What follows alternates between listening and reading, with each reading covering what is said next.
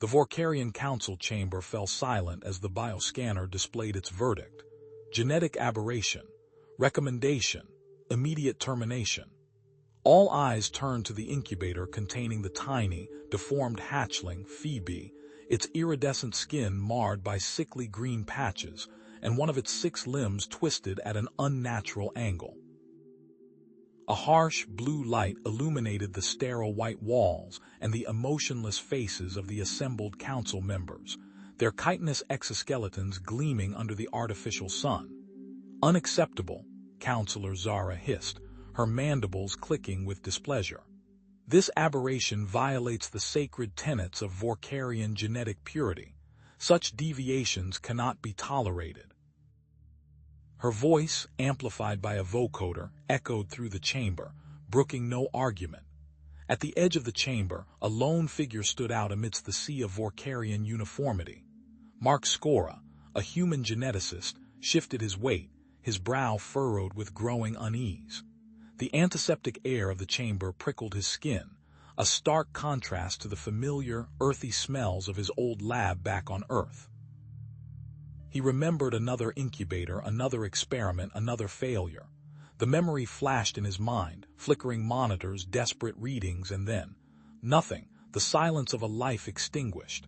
The council formally ordered the termination of the hatchling, scheduling it for immediate disposal. "Efficiency is paramount," Zara declared. "The resources allocated to this mutation could be better used elsewhere." Mark stepped forward, his voice hesitant. "Counselor, with all due respect, I request permission to study the hatchling before termination. While I understand the aesthetic concerns, there may be unforeseen scientific value in this genetic anomaly. Perhaps the mutation holds a key to understanding resilience." Zara regarded him with cold indifference. "Human curiosity is a luxury we can ill afford. However," she paused, her multifaceted eyes glinting, "the creature is scheduled for termination regardless. You may observe it, Skora, if it amuses you, but be warned you will oversee the disposal yourself once your study is complete." With a sigh, Mark nodded. He knew what that meant. They were giving him the job of executioner. He would have to destroy the hatchling himself. Mark transported Phoebe to his lab, a small, isolated room on the far edge of the research outpost. The hum of outdated equipment filled the air, a stark contrast to the pristine silence of the council chamber. He placed the incubator on a bioscanner table, the hatchling's tiny form barely visible through the transparent walls. Inside the incubator, Phoebe emitted a series of high-pitched chirps, her distress signals displayed on the monitor as jagged lines. Mark watched the readings, a knot forming in his stomach. He couldn't shake the memory of his past failure, the weight of responsibility pressing down on him. He hesitated for a moment, then reached for the control panel. His fingers danced across the keys, overriding the program termination sequence. A red light blinked off, replaced by a steady green glow. He had bought himself some time, risking the council's wrath. Mark initiated a preliminary scan of Phoebe's brain activity. The results were unusual. Complex patterns pulsed across the screen, unlike anything he had ever seen. A flicker of scientific curiosity ignited within him, pushing back the shadows of his past. This wasn't just a mutation, it was something more. He looked at the tiny, deformed creature in the incubator, his gaze softening. "I won't let them hurt you," he murmured, his voice barely a whisper. "I'll find a solution, I promise." He knew he was making a dangerous promise, a promise that could cost him everything. But as he looked at the hatchling, he knew he couldn't stand by and let another life be extinguished. He would protect Phoebe, even if it meant facing the full force of the Vorkarian Council and the ghosts of his past. Mark initiated the genetic scan, the Vorkarian technology humming a low thrum as it enveloped Phoebe's incubator. He watched the cascading data streams on the monitor, a chaotic jumble of alien code that slowly began to persistence into a familiar pattern, or at least as familiar as Vorkarian genetics could be. He muttered to himself, "All right, little one, Let's see what makes you tick. The initial scans revealed nothing overtly anomalous, a slight deviation here, a minor irregularity there, but nothing that screamed genetic aberration. Then, a series of cascading nodes lit up on the neural activity map, highly unusual. The readings pulsed with an erratic rhythm, far exceeding the baseline for a hatchling of Phoebe's development stage. It suggested a unique form of consciousness. Mark reached for a vial of Vorkarian calming agent, a clear, viscous liquid. He drew a measured dose into a neural injector and pressed it against his temple. The Vorkarians used it to dampen emotional responses, to maintain focus during complex calculations. He hated the stuff. It made him feel detached, like watching the world through a pane of glass, but he needed to block out any external distractions. He returned to the scans, his mind now a steel trap, attempting to dissect the neural patterns. Then it hit him. A sudden, overwhelming wave of sadness. Grief, even. It was a cold, visceral ache that resonated deep within his bones. He stumbled back from the console, clutching his chest. Where did that come from? He'd been perfectly fine moments before. Stress, he muttered, dismissing it. The Vorkarian outpost was hardly a relaxing environment. He splashed some synth coffee into a mug and forced himself to take a long swallow. But the feeling lingered, a dull throb behind his eyes. He tried to refocus, but the sadness returned, this time stronger, filled with a sharp pang of loneliness. It was unbearable. He had to get away. He turned to leave, but then stopped, the rational part of his brain screaming at him. He needed to understand. He needed to record. Later, reviewing the lab recordings, Mark scrubbed through the data, his brow furrowed in concentration. The genetic scans showed nothing out of the ordinary but the neural activity readings. There was a correlation. Each time he experienced the wave of sadness, Phoebe's brain activity spiked. A distinct, almost rhythmic pulse. He initiated a series of control experiments. He sealed himself in a bio-isolation chamber, cutting off all direct contact with Phoebe.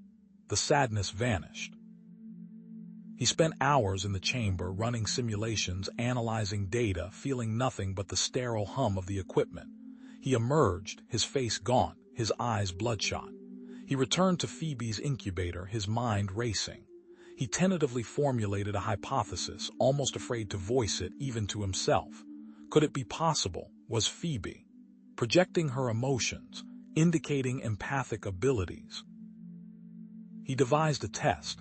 He recalibrated a neural stimulator, a device designed to induce specific emotional states. He set it to a low setting, enough to generate a faint feeling of contentment. He activated the device and monitored Phoebe's neural activity. Almost immediately, her brain activity shifted. The erratic pulses calmed, replaced by a smoother, more rhythmic pattern. A pattern that mirrored the emotional signal he was generating. It was faint, almost imperceptible, but it was there. Confirmation. Phoebe was empathic. A wave of worry washed over him. If Phoebe was truly empathic, she would be experiencing everything around her, unfiltered. The sterile environment of the lab, the cold indifference of the Vorkarian scientists, her own physical discomfort from the mutation. The empathy, if unstable, could be a source of constant pain for her. A chime broke through his thoughts, an incoming comm signal. He recognized the ID, Vorkarian scientist Lorne, assigned to monitor his progress. Mark hesitated, then tapped the accept button. Lorne's image flickered onto the screen, his crystalline face impassive. Scora, provide an update on the termination process. The Council requires confirmation of its implementation. Mark swallowed hard, forcing himself to meet Lorne's gaze. The mutation is proving aggressive, rapid cellular decay. The hatchling will expire within days, a natural death. He hoped his voice didn't betray his lie. Lorne tilted his head, his multifaceted eyes glinting. Your data is inconsistent. Initial scans indicated a stable, albeit unusual, genetic structure. Your current projections suggest a far more accelerated degradation. Mark's heart pounded in his chest. He had to think fast. The decay is localized, primarily affecting the internal organs. The external scans wouldn't necessarily reflect the full extent of the damage. I see. Lorne's tone was neutral, but Mark could sense the skepticism. Maintain regular updates. The council will require a full report upon termination. The screen went dark. Mark cursed under his breath. He immediately increased the security protocols in his lab. Restricted access to all but authorized personnel himself. He reconfigured the internal sensors to mask the true readings, feeding them fabricated data. It was a risky move, but he had no choice. As he worked, he noticed something else. A faint, almost imperceptible flicker in the data stream. Someone was monitoring his communications. The council. He swore again, louder this time. He altered his communication channels, rerouting them through a series of encrypted relays. He began documenting his findings in a secure, offline format, using an encryption algorithm that would take the Vorkarian mainframe centuries to crack. He looked at Phoebe, her iridescent skin shimmering softly under the lab lights. She was vulnerable, helpless, and completely dependent on him. He couldn't let them hurt her. He knew what he had to do. He had to focus his research on stabilizing and controlling her empathic abilities. If he could find a way to harness her gift, to mitigate the negative effects, maybe, just maybe, he could save her. And perhaps in saving her, he could save himself. Mark hunched over the recalibration panel, the flickering green light reflecting in his tired eyes. The lab equipment, scavenged and patched together from a dozen forgotten projects, was proving stubbornly resistant to his adjustments. The Vorkarian scientist's comment about inconsistencies in the readings echoed in his mind, each syllable a potential death knell for Phoebe. He tightened a screw, the metal groaning in protest. They're watching. A sudden, sharp spike of anxiety pierced his thoughts, not his own, but undeniably present. He glanced at the incubator, the soft bioluminescence illuminating Phoebe's fragile form. Her iridescent skin shimmered, the sickly green patches seeming less pronounced than before, or was that just wishful thinking? He pressed a hand to his temple, trying to quell the rising tide of paranoia. It was Phoebe. Her uncontrolled empathy, a chaotic storm of raw emotion, was amplifying his fears, twisting them into grotesque caricatures of reality. He had to get a handle on this. Her safety, his survival, depended on it. He swiveled to his workstation, pulling up schematics for neural dampeners and psionic shields. Useless, most likely, given the limited resources at his disposal, but he had to try. He scrolled through pages of theoretical designs, his mind racing, searching for a solution, a way to filter the onslaught of emotions without harming Phoebe. A sharp chime cut through his concentration. The lab door hissed open, revealing the tall, angular figure of Torv, the Vorkarian scientist whose suspicion had ignited this frantic scramble. Skora, Torv's voice was as cold and precise as a surgical laser. Protocol breach, unscheduled inspection required. Mark's heart hammered against his ribs. He forced a calm tone. Inspection? I wasn't informed. Torv's black, multifaceted eyes narrowed. The council requires further evaluation of the subject's condition. Access is to be granted immediately.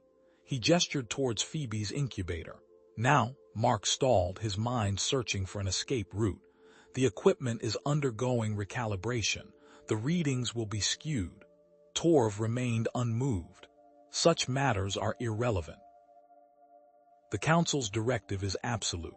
Mark feigned a frustrated sigh. Fine, but don't say I didn't warn you. The bioscanner is acting up, keeps throwing error codes. You'll get nothing but gibberish. He gestured towards a far corner of the lab, a tangle of wires and sparking conduits. In fact, why don't you check the remote monitoring station? See if it's picking up anything useful. It's a long shot, but better than standing around here. Torv hesitated, his gaze flicking between Mark and the incubator. The lure of verifiable data seemed to win. Very well, but I expect a full report upon my return. He turned and strode towards the monitoring station, his footsteps echoing in the sterile environment. As soon as Torv was out of sight, Mark moved with a speed born of desperation. He retrieved a small vial from a secure compartment, a low-dose sedative designed for Vorkarian larvae. It was a risky gamble, but he saw no other choice. He carefully administered the drug to Phoebe via a nutrient feed line, his hands trembling. He returned to the main console, manipulating the sensor readings, subtly altering the data stream to reflect a gradual decline in Phoebe's vital signs. He grimaced, hating the deception but knowing it was necessary. Torv returned, his expression unreadable. "The monitoring station is offline, as you predicted, Skora." Mark presented the altered sensor readings. "As you can see, the subject's condition is deteriorating. The mutation is proving unstable. My initial report stands."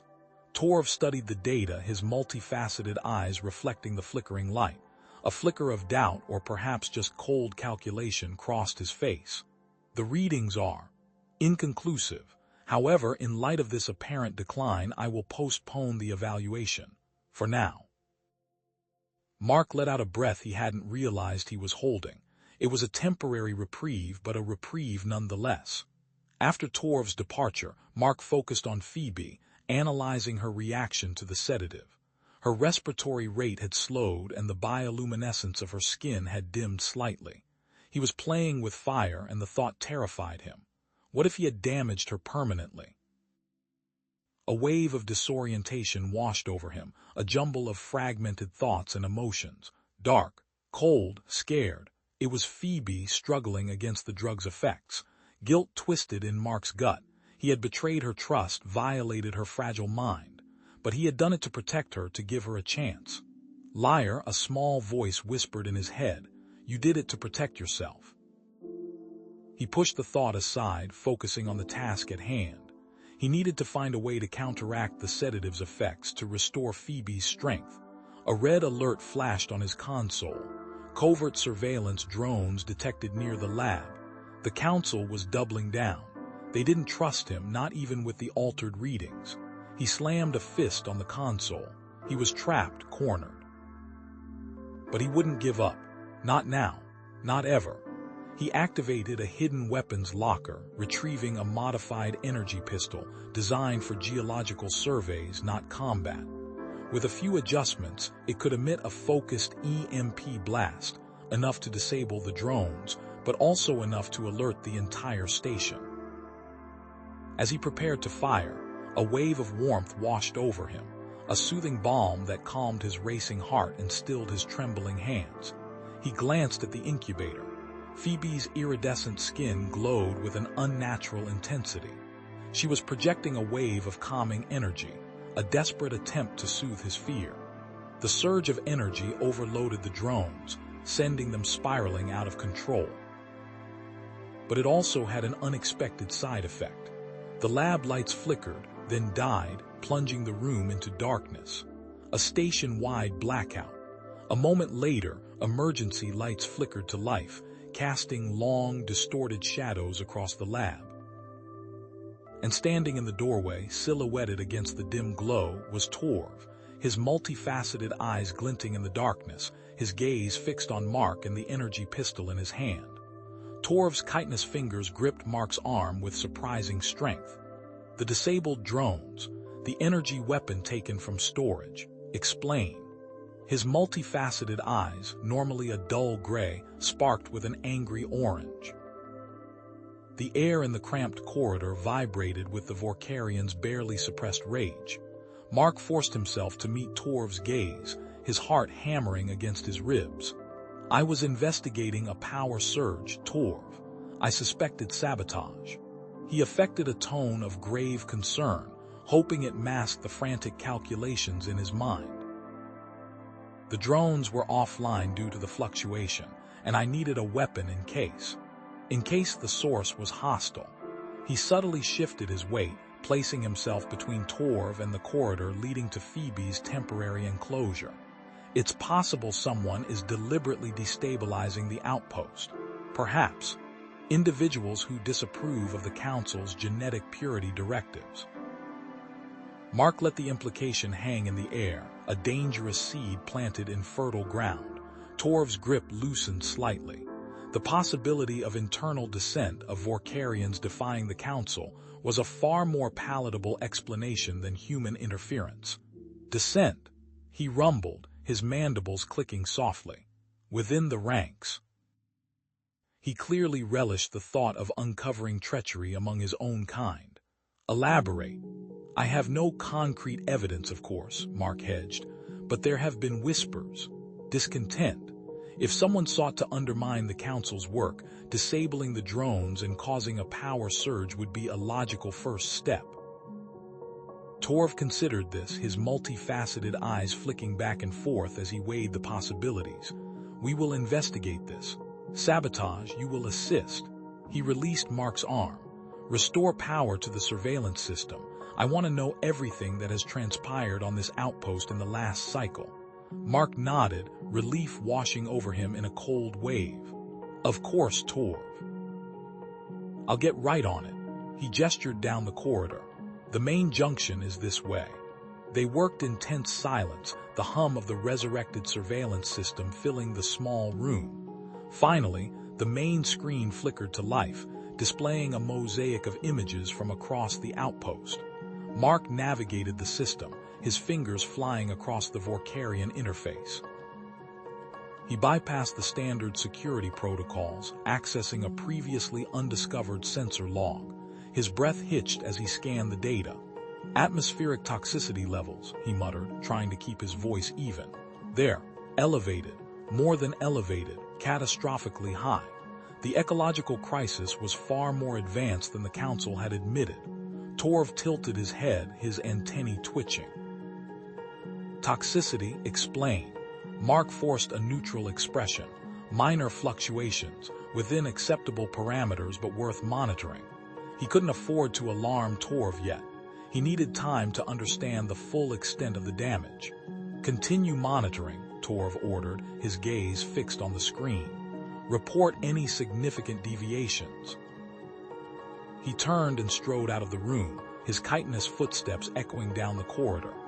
As soon as Torv was gone, Mark hurried back to Phoebe's enclosure. He sealed the door behind him, the hiss of the locking mechanism a stark reminder of their isolation. Phoebe was curled up on the makeshift bed, her iridescent skin shimmering with an unnatural intensity. Phoebe, he said softly, kneeling beside her. I need to show you something. He projected the sensor data onto the wall, the graphs and charts glowing with an eerie light. Phoebe reached out a trembling hand, her touch sending a jolt of energy through Mark. He felt a wave of despair wash over him, the planet's agony amplified through her empathic connection. Her small body convulsed and she cried out, a sound that was both alien and heartbreakingly familiar. The lights flickered violently.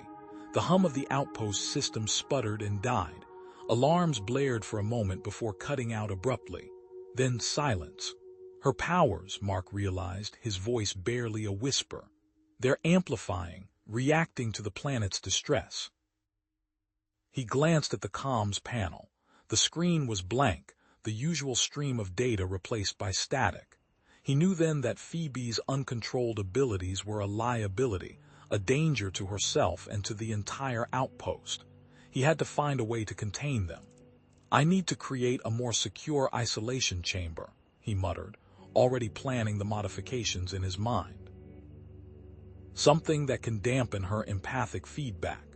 He spent the next few hours poring over the Vorkarian archives, searching for any information on empathic abilities and methods of suppression. He found fragmented data on previous attempts to control such powers, neural inhibitors designed to dampen specific brain functions. He began sketching designs for a modified inhibitor, a device that would dampen Phoebe's powers but allow her to retain some control. As he worked, his hands trembled. He remembered the last time he had tried to manipulate a sentient being's neural pathways. The memory was a searing brand on his soul. Flashback, A young, eager Mark, his face flushed with excitement, stood over a similar device, his eyes glued to the monitor as the subject, a small, furry alien creature, writhed in agony. The creature's screams echoed in his ears, a chorus of pain that never faded. Then silence. The monitor flatlined. He pushed the memory away, but the fear remained, a cold knot in his stomach. He couldn't do this again. He wouldn't. He stopped working, his hand hovering over the activation switch. He couldn't risk it. He couldn't risk hurting her. Suddenly, a wave of calm washed over him, a gentle reassurance that stilled his trembling hands. He looked up and saw Phoebe staring at him, her eyes glowing with a soft, emerald light. He felt a vision flood his mind, a future where they stood together, side by side on a verdant landscape, the Vorkarian planet healed and thriving. The vision faded, leaving him breathless and filled with a renewed sense of purpose. But the moment was shattered by a piercing alarm. The comms panel flickered back to life, displaying a coded message. He deciphered the message quickly, his blood turning to ice. It was from a sympathetic Vorkarian scientist warning him of the Council's plan. Extraction imminent. Force will be used. Protect the hatchling. Time was running out. He had to decide. Could he trust Phoebe? Could he risk everything on her uncontrolled abilities? Or would he succumb to his fear and repeat the mistakes of the past? The weight of the decision pressed down on him, crushing him with its immensity. The door slammed shut, the lab sealing itself with a heavy, echoing thud that vibrated through the metal floor. Red emergency lights flickered to life, casting long, dancing shadows across the cluttered space. Mark moved quickly, his fingers flying across the control panel, disabling the external communication array.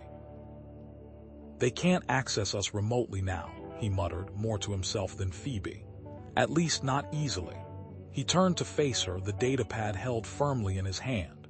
Her iridescent skin seemed to shimmer in the artificial light, the sickly green patches stark against the vibrant blue. He knelt, meeting her gaze. "They're coming for you, Phoebe." He kept his voice steady, devoid of the panic that threatened to overwhelm him. He displayed the decoded message on the pad. "The Council. They intend to take you by force. They believe the inhibitor is enough to control you, but..." He trailed off, his eyes sharpening. Phoebe stared at the message, her 6 eyes wide with a mixture of fear and something else, a flicker of defiance. They would hurt me." Her voice was barely a whisper, infused with a pain that resonated within Mark. "They will try," Mark confirmed, "but I won't let them." A surprising strength seemed to emanate from the small Vorkarian. I will defend myself." Mark blinked, taken aback by her dedication. He had expected fear, despair, perhaps even resignation. But there was a spark of something powerful within her, a refusal to be a victim. He rose, a new dedication hardening his features. "Then we'll fight together." He paused, steeling himself. "I'm going to tell you something, Phoebe, something I should have told you sooner." He took a deep breath. "The neural inhibitor, it's not working as they intended. It's suppressing your abilities, yes, but I believe it can also be modified. I can enhance it, give you more control." Confusion clouded Phoebe's face. "More control, but the Council." "The Council wants to control you," Mark interrupted, his voice sharp. "I want to give you the power to control yourself." He held out a hand. "It's a risk. It could amplify your abilities beyond what we can predict. It could be dangerous, but I believe in you, Phoebe. I believe you can handle it." He retrieved a modified version of the neural inhibitor from a nearby workbench. Wires snaked across its surface, and several components had been visibly altered. "This is the modified version. It will amplify your own neural pathways and allow you to focus your empathic abilities." He held it out to her. "But it will also make you more vulnerable to strong emotions. It could be painful." Phoebe gazed at the device, her expression unreadable. After a long moment, she reached out with a trembling limb and took it. "I trust you, Mark." The training began immediately. Mark rigged a series of deactivated maintenance drones as targets in the lab. "Focus, Phoebe," he instructed, his voice calm but firm. Imagine your empathy as a beam of energy. Concentrate it, direct it, push. Phoebe closed her eyes, her iridescent skin pulsing faintly. Mark watched, his heart pounding in his chest. He could feel the subtle shifts in the lab's atmosphere, the faint hum of energy building around her. She gasped, a sharp intake of breath, and a wave of nausea washed over Mark. The lights flickered violently. "Too much," Mark yelled. "Too broad, focus it, Phoebe, focus." Days blurred into a relentless cycle of training and preparation. Mark worked tirelessly, salvaging parts from the disabled drones to enhance the lab's defenses. He rigged motion sensors, repurposed laser cutters into makeshift turrets, and barricaded the windows with reinforced plating. The lab, once a sterile research environment, was now a fortress, overflowing with improvised weaponry. He sent a coded message back to the sympathetic Vorkarian scientist, using a secure channel he had discovered hidden within the outpost's communication system. "Need intel," he typed, his fingers flying across the keyboard. "Extraction plan." Hours later, a reply arrived. "Security team member," the message read. "Driven by compassion, team arrives within 12 cycles. Cloaked transport." Heading lab, 12 hours. Mark relayed the information to Phoebe, his voice grim. "They'll be here soon, we need to be ready." "Can we detect the cloaked ship?" Phoebe asked, her voice filled with anxiety. "Not with the standard sensors," Mark admitted. "But maybe we can use your abilities." He gestured to the main sensor array. Cloaking technology distorts the space around the vessel, creating subtle energy fluctuations. If you can feel those distortions, we can calibrate the sensors to pinpoint their location. Phoebe nodded, her eyes gleaming with perseverance. She sat before the sensor array, her 6 limbs trembling slightly. Mark adjusted the settings, amplifying the sensitivity to maximum levels.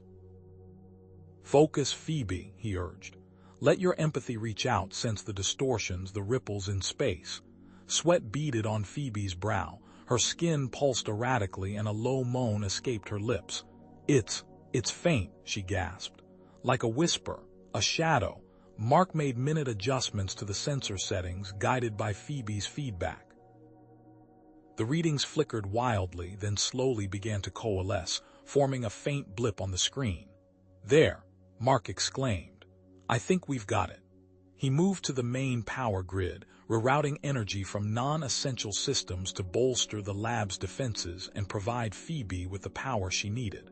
The lights dimmed further, casting the lab in an even more eerie glow. "This will divert power from life support, Phoebe. It will get cold." Phoebe shivered but nodded resolutely. "I am ready." She returned to the training drones, her focus absolute. She closed her eyes, took a deep breath, and unleashed a concentrated beam of empathic energy. The beam struck one of the drones, and it immediately shut down, its circuits fried. Mark stared in awe. "Incredible, Phoebe," he exclaimed. "You did it." A faint smile flickered across Phoebe's face, but her expression quickly turned serious. "It is draining," she said, her voice weak, and it hurts." "I know," Mark said softly, "but you're getting stronger. Just remember to hold back, Phoebe. Don't use your full power unless you absolutely have to." It could trigger another system-wide surge. He activated a series of holographic projectors, creating a maze of illusory corridors and false images around the outpost. "This should confuse them," he said, gesturing to the shimmering projections. "Buy us some time." Then, a wave of pain washed over Phoebe, so intense it nearly knocked her unconscious. She gasped, clutching her head with her limbs. "They're here," she whispered, her voice choked with agony. "I can feel them. Their anger, their fear." Mark grabbed a pulse rifle, checking the power levels. He knew he was vastly outnumbered, outgunned, but he also knew he couldn't abandon Phoebe. He looked at her, her small form trembling with pain and fear, and a surge of protectiveness flooded through him. He would stand his ground. He would fight. He would protect her at any expense. The lab shuddered. Red emergency lights strobed across the walls as, without warning, The cloaked extraction vessel decloaked directly outside, slamming into the exterior of the lab with a screech of stressed metal. The holographic decoys, so meticulously calibrated, flickered and died, rendered useless in an instant.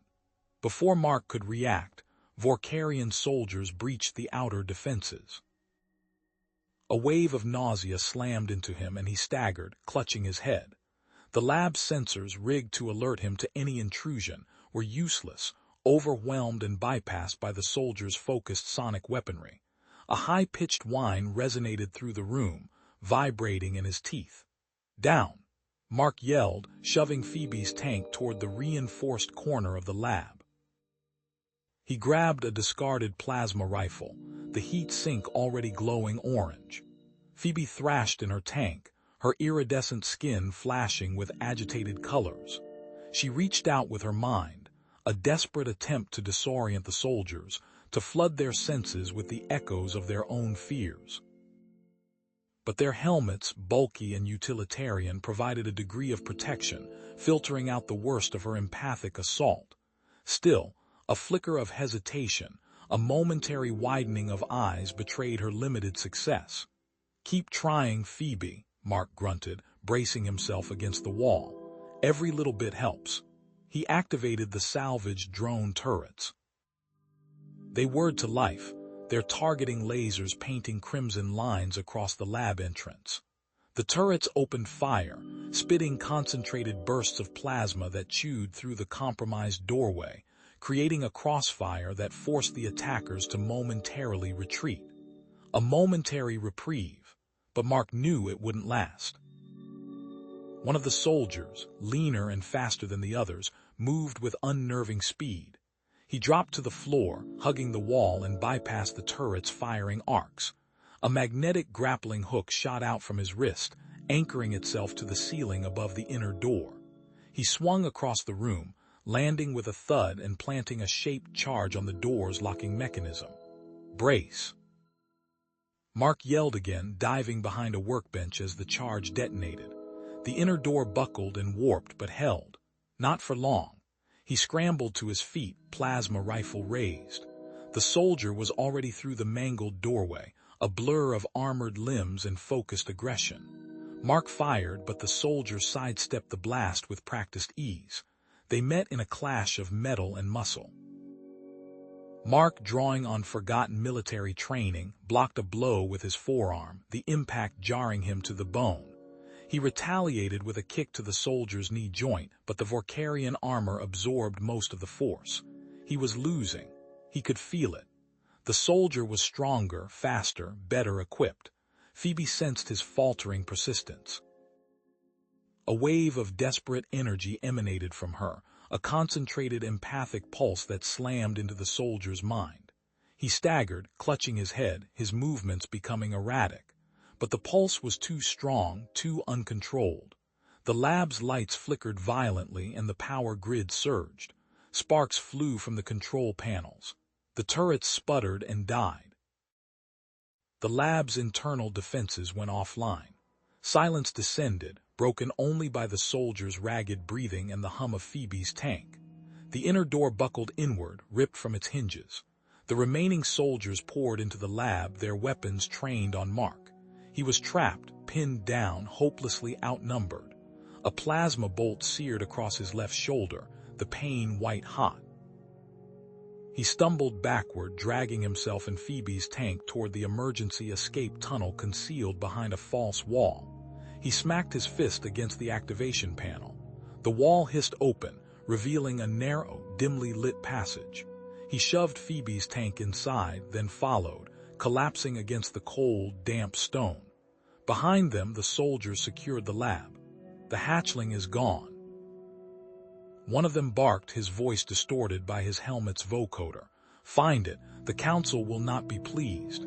They discovered the escape tunnel entrance, but the heavy shielding prevented any immediate breach.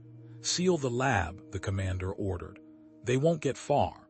Mark coughed, the air thick with dust and the metallic tang of blood. The tunnel was cramped and claustrophobic, barely wide enough to accommodate Phoebe's tank. He stumbled forward, pulling her along, his injured shoulder throbbing with each step. They reached an abandoned section of the research outpost, a forgotten storage area filled with decaying equipment and rusting pipes. He knew they couldn't stay here.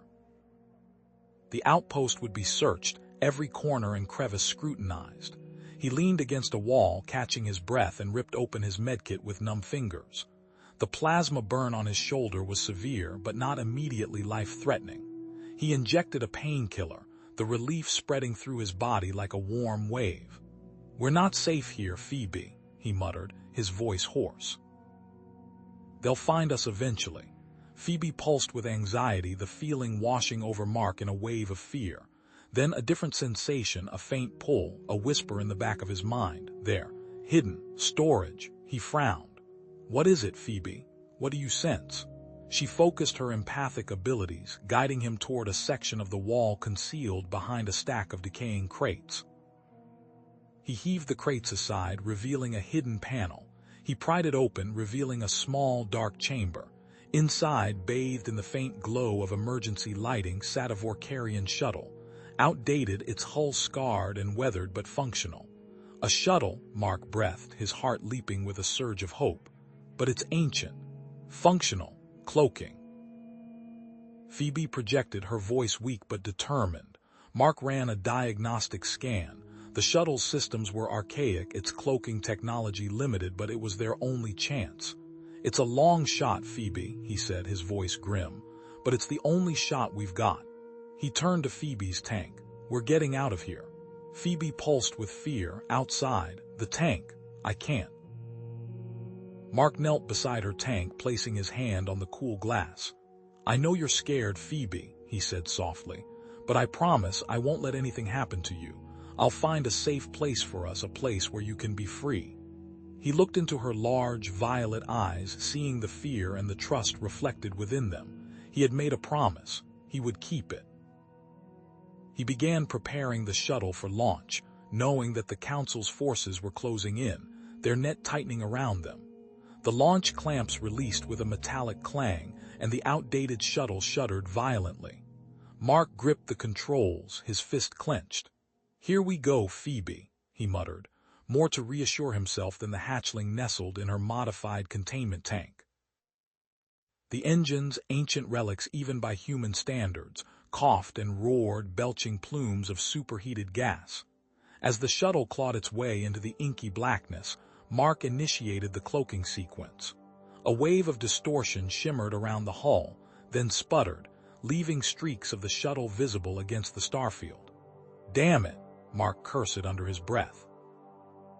He wrestled with the controls, rerouting power, overriding safety protocols. Alarms blared, bathing the cramped cockpit in a harsh red light. Just a little tweak. He slammed a fist against a recalcitrant panel.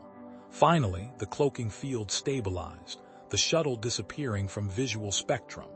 Inside the tank, Phoebe whimpered, her iridescent skin shimmering with an agitated green hue.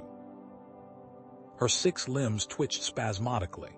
Mark spared a glance at the monitors displaying her vitals. They were spiking.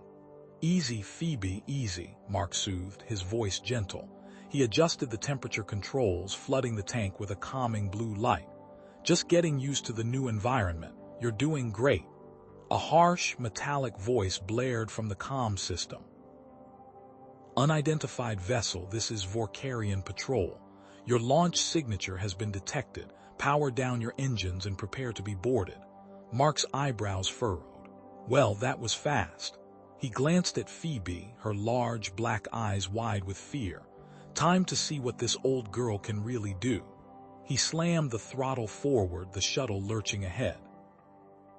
The asteroid field loomed before them, a chaotic jumble of rock and ice. Mark expertly weaved the shuttle through the treacherous terrain, his hands dancing across the controls. Phoebe stirred, her empathic abilities reaching out, brushing against the minds of the pursuing Vorkarian pilots. "There." "Angry," she whispered, her voice strained. "Impatient. They're flanking us, trying to cut us off." Mark adjusted his course, narrowly avoiding a collision with a rogue asteroid. "Thanks, kiddo, you're a lifesaver." Suddenly, a blinding flash illuminated the cockpit. The shuttle bucked violently, alarms screaming. Energy pulse detected, shields failing, engine 1 offline. Mark fought to regain control, his mind racing. Damage control report. Engine 1 is down, life support failing, cloaking device compromised. The computer spat back. Reroute all power to the engines, Mark ordered, his voice grim. Sacrifice life support. A chill permeated the cockpit as the temperature plummeted. Phoebe shivered, her skin turning a sickly shade of gray. Her pain intensified, and with it, her empathic abilities surged, flooding the shuttle's systems with chaotic energy. The navigation console flickered erratically, the lights dimmed, and the engine sputtered. "Mark!" Phoebe gasped, her voice barely audible. I can't control it." He realized with a jolt, her powers were amplifying, feeding on her distress, threatening to tear the shuttle apart. He had to do something, and fast. Then a faint, garbled signal crackled through the comm system. Distress, derelict, space station, nearby system. A flicker of hope ignited within Mark. A long shot, but it was all they had. "Brace yourself, Phoebe," he said, his voice tight with determination. "We're diverting course." Phoebe whimpered, her grip tightening on his hand. "Something's there, Mark, I can feel it. Not Vorkarian, not human, something else. It's anxious." As they approached the designated coordinates, the shuttle's sensors went haywire, displaying erratic energy signatures. The derelict space station, a hulking mass of twisted metal and shattered glass, drifted silently in the void. Mark armed the shuttle's defensive systems, his heart pounding in his chest. "Get ready for anything, Phoebe." Just as the station came into view, the shuttle's flight controls jerked violently, the ship altering course on its own. Phoebe's eyes glowed with an unnatural light. Phoebe's whimper intensified, a high-pitched keening that vibrated through the shuttle's cramped interior. A cascade of sparks erupted from the control panel, followed by a guttural alarm. Mark swore, wrestling with the unresponsive controls. Autopilot's fried. "Phoebe, what's happening?" Her eyes were squeezed shut, her small body rigid. "Hurting. So much. Interference." He glanced at the navigation display, now flashing a chaotic jumble of warnings. The shuttle was hurtling towards the space station at a dangerously steep angle, the automated systems utterly unresponsive. "Hang on, kid. I've got this." He slammed the manual override, his hands flying across the console, rerouting power and engaging the emergency thrusters.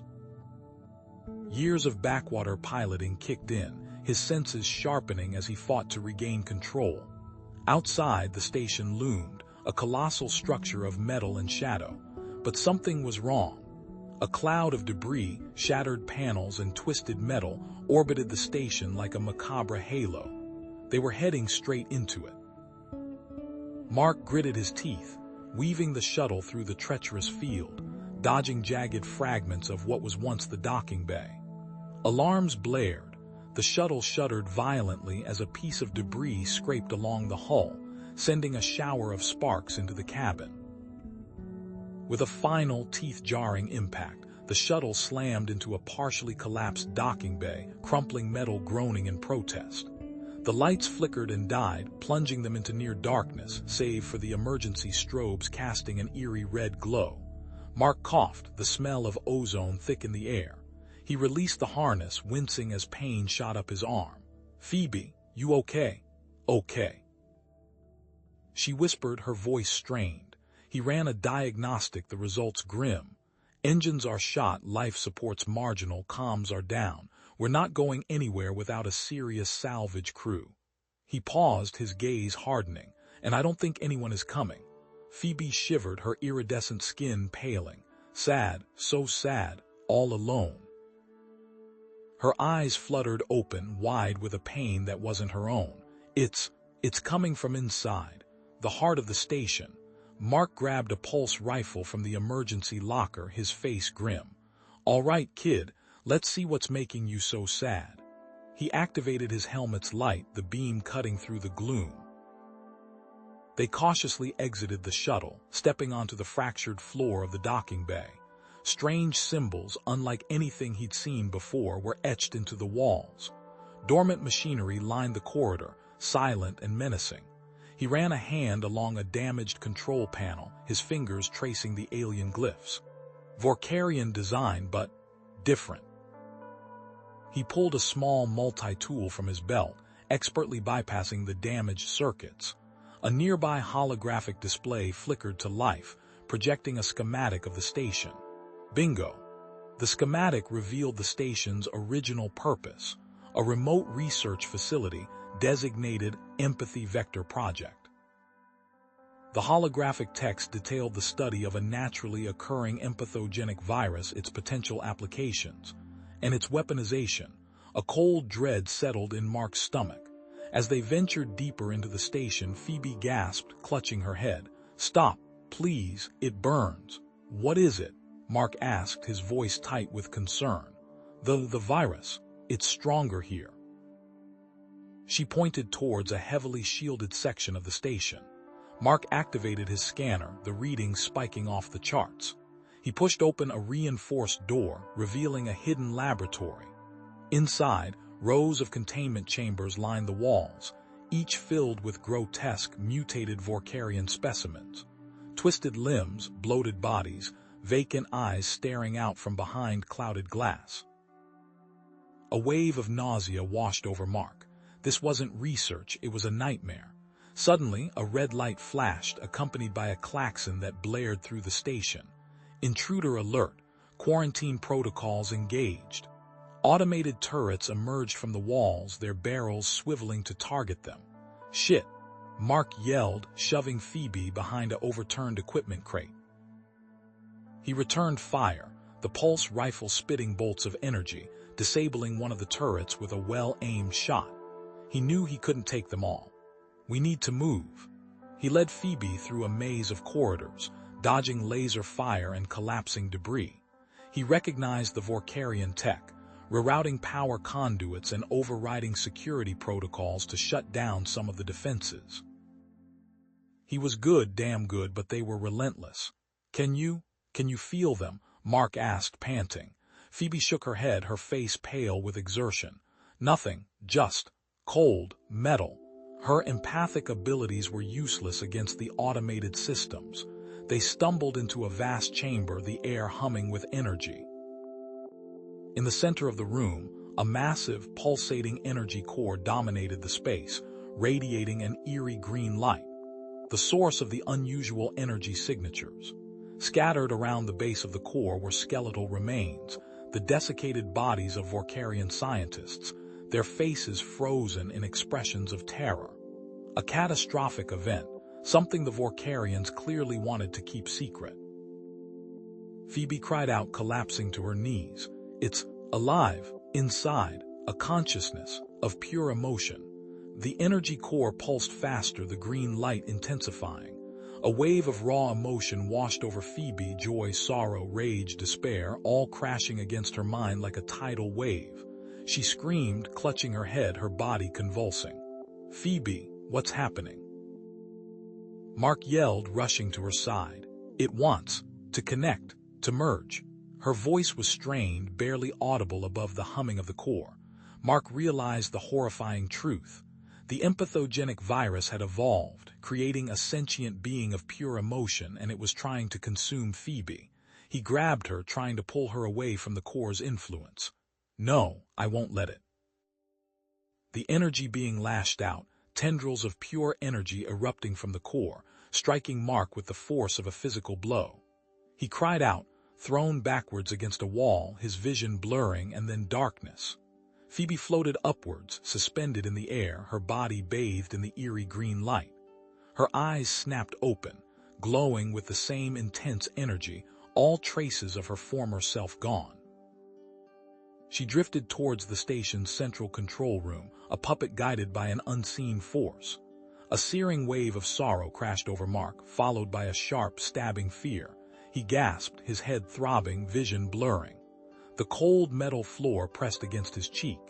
He pushed himself up, his limbs heavy, disoriented. The station's emergency lights flickered, casting long, distorted shadows. Then he heard a voice, garbled and amplified, echoing through the station's internal comms. Feel, union, all, one. The message was interspersed with raw, unfiltered emotions, joy so intense it bordered on mania, grief so profound it threatened to crush him. It felt like the station itself was weeping, laughing, pleading. Mark stumbled toward the central control room, his heart pounding. Phoebe. He knew with a chilling certainty that she was the source of the broadcast, but something was wrong, terribly wrong. This wasn't about saving the Vorkarian ecosystem. It was about spreading the virus, about forcing assimilation. The energy being was using her. He needed to block the empathogenic influence, and fast. He remembered a derelict Vorkarian lab, tucked away in a forgotten sector of the station. It was a long shot, but it was all he had. The lab was a tomb of discarded technology and failed experiments. Dust coated every surface, and flickering emergency lights cast an eerie glow on the decaying equipment. He rummaged through the debris, his fingers brushing against cold metal and brittle plastic. Finally, he found a damaged neural dampener, its casing cracked, wires exposed. It was designed to suppress empathic abilities, a relic from a time when the Vorkarians feared emotional contagion. He worked feverishly, using salvaged components and his dwindling energy reserves to jury-rig the dampener. Sparks flew, and the air filled with the acrid smell of burning circuits. The device was unstable, a cobbled-together mess, but it might buy him some time, create a shield against the energy being's influence. The journey to the central control room was a gauntlet. The station's automated defenses, now corrupted by the energy being, targeted him relentlessly. Laser grids flashed, automated turrets whirred to life, and maintenance drones swarmed him, their metallic limbs contorting into menacing shapes.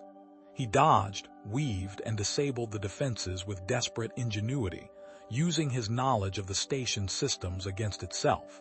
He reached the control room doors, the air thick with emotional energy. Through the viewport, he saw Phoebe, her translucent skin glowing with an unnatural intensity. Her 6 limbs were outstretched, connected to the station's central interface. The garbled message pulsed from the comms, growing stronger, more insistent. "Phoebe," he shouted, banging on the viewport. "Stop, this isn't you." She turned, her eyes wide, pupils dilated. But there was no recognition, only a distorted echo of her usual empathy, amplified and twisted into a weapon. "Join us. Become one." The doors hissed open, and a wave of pure emotion slammed into Mark. Grief, rage, despair, emotions that weren't his, yet felt like they were tearing him apart from the inside. The energy being, through Phoebe, was attacking him, attempting to overwhelm his will. He staggered back, clutching his head, the makeshift neural dampener flickering erratically. The emotional onslaught intensified, dredging up buried memories, past failures, the faces of those he couldn't save. The dampener weakened, and he felt himself drowning in a sea of conflicting emotions, his tenacity wavering. He had to fight back. He focused on Phoebe, on the empathy they shared, on the bond they had forged. He knew her fears, her hopes, her pain. He used that knowledge, twisting it, amplifying it, creating a feedback loop. He forced the energy being to confront its own distorted emotions, turning its weapon against itself. Phoebe gasped, her body convulsing. The unnatural glow faded from her skin, replaced by a flicker of her usual lavender hue. "Mark," she whispered, her voice strained, barely audible above the din. "Stop it. Please. It's using me." Horror filled her eyes as she looked at the control panel, at the tendrils of energy connecting her to the station's systems. "Sever the connection," she pleaded, tears streaming down her face. "You have to, even if it kills me." Mark stood frozen, his hand hovering over the dampener's activation switch. He could sever the connection, stop the virus, but it might kill Phoebe. He couldn't, he wouldn't. Then a new message flashed across the central display, overriding the corrupted comms. It was fragmented, distorted, but legible. Emergency transmission. VORCARIAN Research Vessel KHEIRON, EMP8HOGNIC Virus DETECTED. Containment Protocol available. Sonic Frequency 72. 4 Repeat. Sonic Frequency 72. 4 He stared at the message, his mind racing. Sonic Frequency. Containment. The dampener was designed to suppress, not contain. It was a blunt instrument, a last resort. The station's automated systems, now fully under the energy being's control, began rerouting power, amplifying the broadcast signal, preparing to unleash the virus across the Vorkarian network. His choice was clear and impossible. Trust the unknown message and attempt to contain the virus, or sever the connection with Phoebe, potentially killing her but stopping the spread. Trust the message. His gut clenched, a cold knot of premonition tightening with each passing second. It felt insane, illogical, yet the core of Phoebe's being, the unwavering light he'd glimpsed beneath the alien surface, screamed for him to believe. He spun, boots pounding against the metal deck, heading back towards the station's central broadcast hub. Time was a luxury he couldn't afford. Computer, override all automated broadcast protocols. Manual control requested. The system, still flickering with corrupted code, resisted. Override denied. System integrity compromised. Recalibrating. Damn it. Mark slammed a fist against the console. Bypass security protocols. Initiate manual override sequence Omega-9. He recited the override code he'd memorized years ago, a relic from his days at the academy. The system grudgingly complied, the primary display shifting to a schematic of the station's sonic emitters. He glanced back at Phoebe. She was convulsing, her iridescent skin shifting erratically between shades of emerald and sickly chartreuse. Her 6 limbs twitched, each spasm a jolt of agony that resonated within him. Even through the failing dampener, he could feel the chaotic storm raging within her mind. Mark, her voice, a fragmented whisper barely audible above the whine of the failing systems. Frequency, shift, harmonics. He leaned closer, straining to hear. What Phoebe, what frequency? Emitters, modulate, inverse polarity. Each word was a struggle, a testament to the energy being's relentless grip. Sweat plastered Mark's hair to his forehead as he wrestled with the controls. The energy being's interference was a tangible force, a wave of nausea and disorientation that threatened to overwhelm him. He bypassed the corrupted automated systems, manually inputting the frequency parameters, his fingers flying across the console. Each keystroke was a victory against the insidious influence, a desperate attempt to cling to control. Finally, the system locked.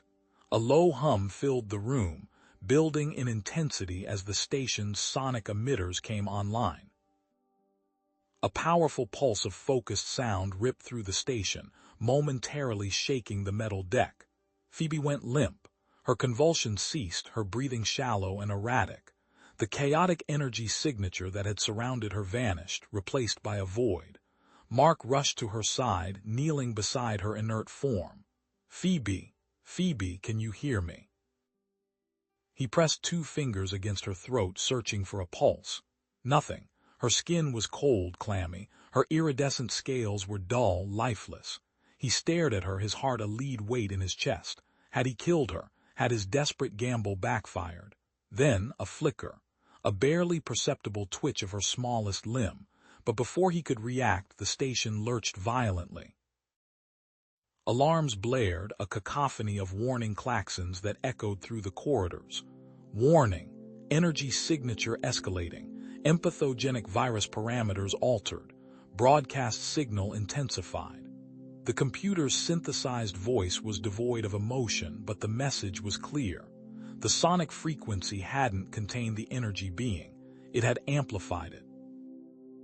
The broadcast signal, now carrying a more potent and targeted empathogenic virus, was aimed directly at Vorkarian population centers.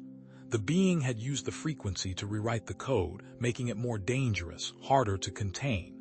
A new comm signal pierced through the chaos. It was scrambled, fragmented, but the urgency in the voice was unmistakable. "Scora, this is Dr. Aris.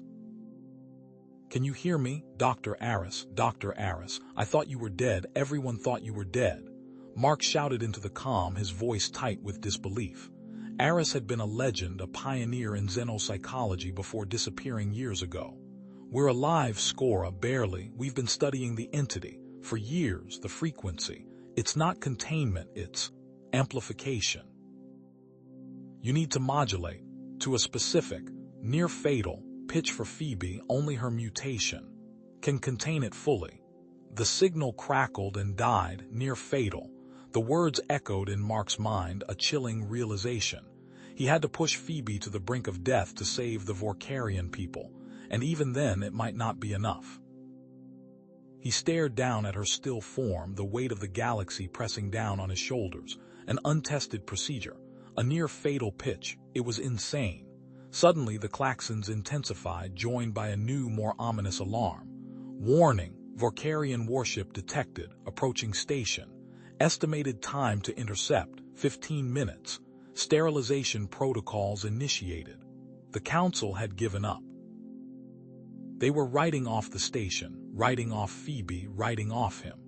As if on cue, a searing pain ripped through Mark's skull. His vision blurred, the edges of his perception dissolving into a kaleidoscope of raw emotion. The neural dampener, already strained to its limit, had finally failed. The full force of the amplified empathogenic virus slammed into his mind, a tidal wave of fear, despair, and rage. He staggered back, clutching his head, the screams of 1,000 Vorkarian minds echoing in his skull. He could feel their terror, their helplessness, their impending doom. Through the haze of pain, he saw Phoebe lying motionless on the floor. 15 minutes until the warship arrived. A near-fatal procedure. A galaxy on the brink. He had 3 choices: abandon the station and let the virus consume the Vorkarian people, die with Phoebe and find oblivion in the cold vacuum of space, or trust the word of a dead scientist and plunge Phoebe into the abyss, hoping against hope that her mutation could somehow save them all. Mark's hands trembled so violently he could barely grip the calibration tool. The empathogenic virus clawed at his mind, painting the sterile lab with grotesque, shifting murals of fear and regret. Yet beneath the rising tide of madness, a sliver of hope persisted, the hope of saving Phoebe, the hope of proving them all wrong.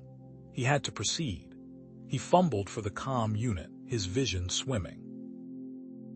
"Dissident, scientists, ready." His voice cracked, a distorted echo in his own ears. Static hissed in response, then a fragmented voice, cold and clinical. "Initiate, sequence, frequency, 7-2, critical, neural, interface." The instructions were garbled, swallowed by the virus's interference. He strained to focus, scribbling the distorted numbers onto his arm with a trembling hand. The sonic emitter loomed before him, a cold, metallic instrument of potential salvation or utter destruction. Phoebe lay strapped to the bio bed, her iridescent skin clammy, her breathing shallow. He adjusted the settings, each click of the dial a hammer blow against his skull. The numbers swam before his eyes, threatening to dissolve into the swirling chaos of his hallucinations. A memory flashed: a sterile lab, another experiment, another failure. A young, frightened face, then nothing. The guilt surged, threatening to drown him. He gasped, fighting to regain control. This time it would be different. This time he wouldn't fail. He took a shaky breath and initiated the sequence.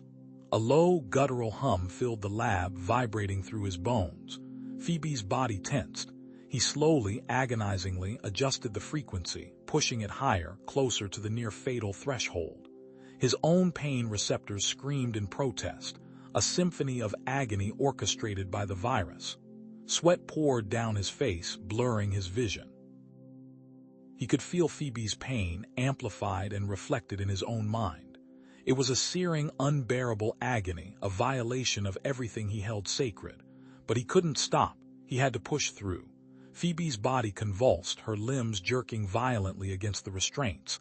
A guttural screech escaped her throat, a sound that tore at Mark's soul. Then silence. Her body went limp, unnervingly still. The monitors flickered, displaying a flatline. He stared in horror, his heart pounding against his ribs. Had he killed her? Suddenly, a surge of energy erupted from Phoebe, a blinding flash of light that momentarily banished the darkness in his mind. The monitors spiked, displaying a chaotic jumble of data. Then, just as quickly, the signal faded, leaving only a faint, flickering pulse. A klaxon blared through the station, an urgent, deafening shriek. A voice, cold and mechanical, echoed through the comm system. "Research Station Delta 7, this is Vorkarian warship Justicar. You are in violation of Council edicts. Surrender immediately or face complete annihilation." Mark stumbled towards the comm panel, his palms sweating. "Justicar, this is Scora, human.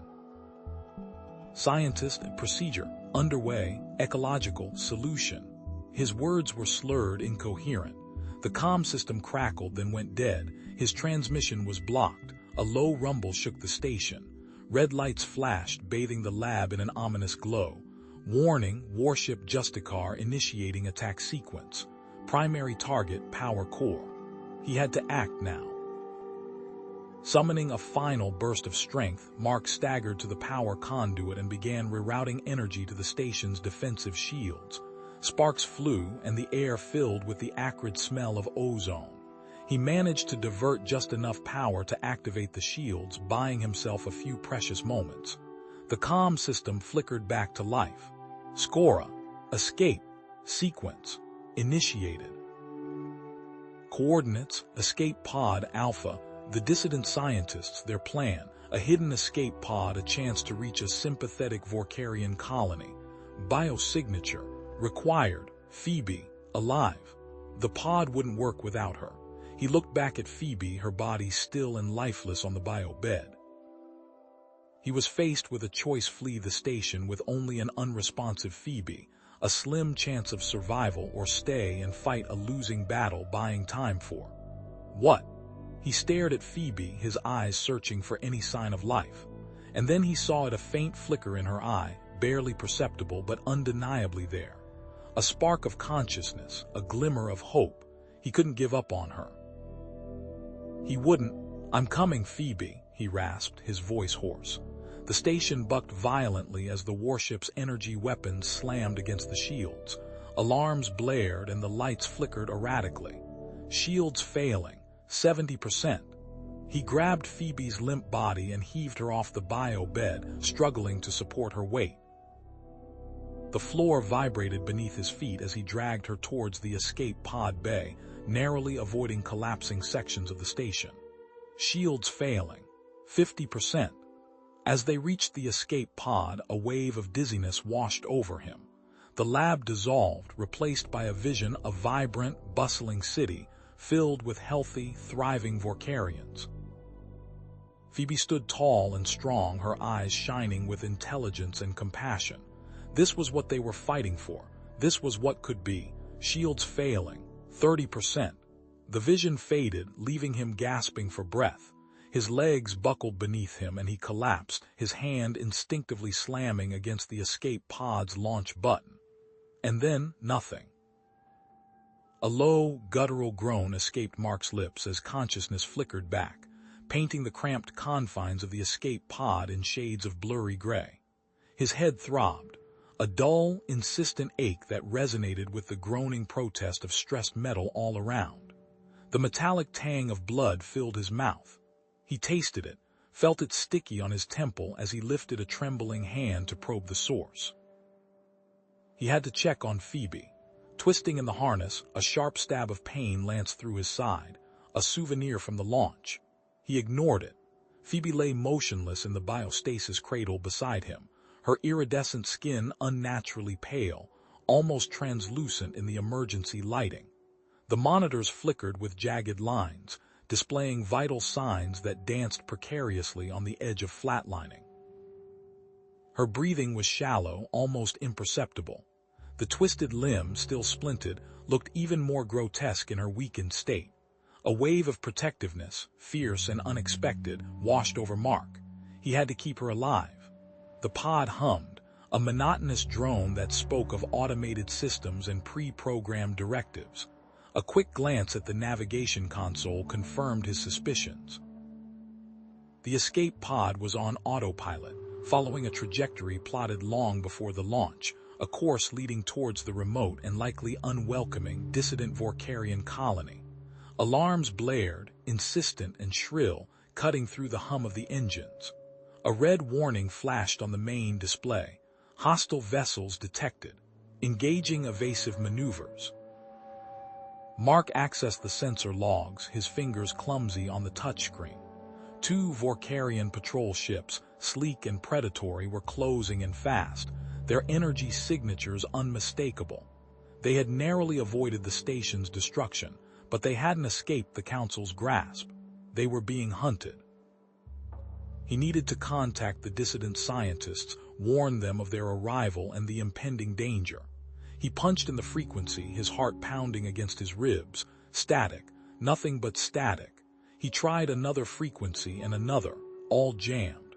The Council had anticipated this, cutting off any possibility of outside help. They were alone. A faint shimmer caught his eye. He glanced back at Phoebe, his brow furrowed. Strange energy readings flickered across the biomonitor, emanating from her small body. The numbers jumped erratically, fluctuating wildly between barely detectable and dangerously high. A low, almost imperceptible hum filled the pod, resonating deep within his chest. It felt unsettling, alien. The pod lurched violently, throwing Mark against his restraints. Outside, the stars were replaced by a chaotic jumble of rock and ice. The autopilot had engaged evasive maneuvers, plunging them into a dense asteroid field, a treacherous region known as a haven for smugglers, pirates, and other outlaws. A desperate gamble. A blinding flash illuminated the pod's interior. One of the patrol ships, attempting to navigate the treacherous field, had miscalculated.